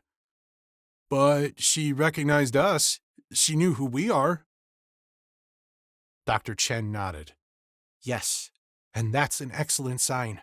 It means the core of her memory is intact. But you may find that her memories are fragmented. She might remember some events with clarity, while others are hazy or missing entirely." "What about her physical condition?" Tori asked. Dr. Chen's expression shifted. "There are significant physical challenges to address. 2 years of immobility have caused considerable muscle atrophy. Mrs. Hunter will require extensive physical therapy to regain her strength and mobility." "How long will that take?" Haley asked. Dr. Chen gave her a reassuring look. "It's hard to say. Every patient is different. We're looking at months, certainly, possibly a year or more before your mother regains full independence." Beth nodded, slowly.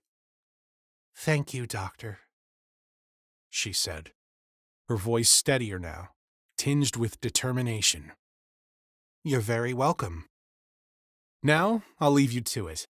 I'm sure you all have plenty of catching up to do." Dr. Chen turned to leave, and I followed her into the hallway. When we stopped, I extended my hand. "I can't thank you enough for all you and your team have done for my wife." Dr. Chen accepted the handshake with a nod, her expression thoughtful. "Your wife still has a very long way to go," she said carefully. "Cognitively, she's doing remarkably well, which is encouraging. But emerging from a long-term coma can be psychologically challenging. There may be periods of confusion, mood swings, even depression. It's a lot for the mind to process." "And when do you think she'll be able to come home?" I asked. "Assuming there are no significant setbacks, I'd say she could be healthy enough to travel in a few weeks," Dr. Chen replied, her tone measured but optimistic. I thanked her again before stepping back into the room. The sound of laughter greeted me as I stepped inside. Haley glanced over at me, a smile tugging at the corner of her lips. I took that as a tentative peace offering, maybe even the first step toward forgiveness. The girls were teasing Chase, who stood by the window with an exasperated look on his face. "Her name is Michaela," he said defensively, his arm crossed over his broad chest. "She's just a regular girl." "Oh yeah, a regular girl," Haley mocked, laughter spilling out of her. "She's literally a beauty queen.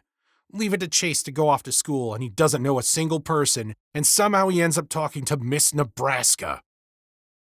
I don't know what talking to meant, and I didn't ask. Instead, I stayed quiet, watching the back and forth with a mixture of amusement and relief. It was good to see them laughing again. Normalcy. even if only for a moment. What about you, Tori? Beth asked, adjusting herself slightly in the bed, trying to sit up a bit straighter. Her voice was still weak, but the curiosity in her tone was unmistakable. Are you seeing anyone? Tori hesitated, her cheeks flushing slightly. Well, she began shyly, I've actually reconnected with Chris. We started dating again last year. He's been amazing, really supportive, and he's been so worried about you, Mom. Oh, that's wonderful, Beth exclaimed, genuinely happy for Tori. He was always such a nice boy. You remember Chris Catano, Daddy?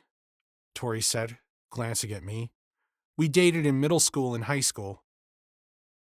Of course I do, honey, I replied quickly, searching my memory for any recollection of the boy. Truth was, my neurocompromised wife, fresh out of a coma, remembered the kid better than I did. Before I could say more, the door behind me creaked open.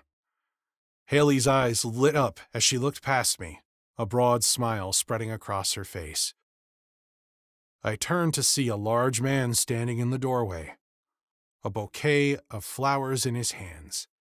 He was well dressed, with a pair of Ray-Ban aviator sunglasses clipped into his shirt pocket.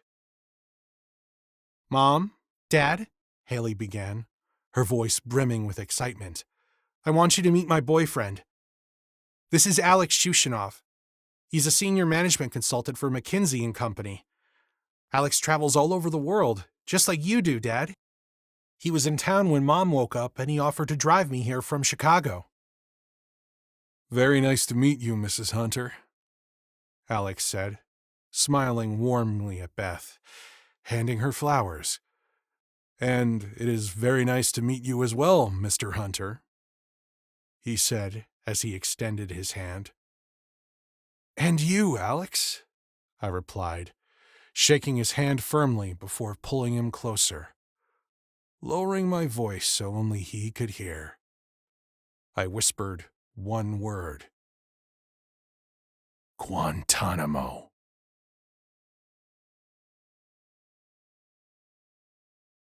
This has been Admit Nothing. Written by Scott Urbach. Narrated by Michael McEntee. For more on Grant Hunter and other projects by Scott Urbach, join Scott's email list at www.scotturbach.com. That's SCOTTURBACH.com. You can also follow Scott on Facebook at Scott Urbach-author.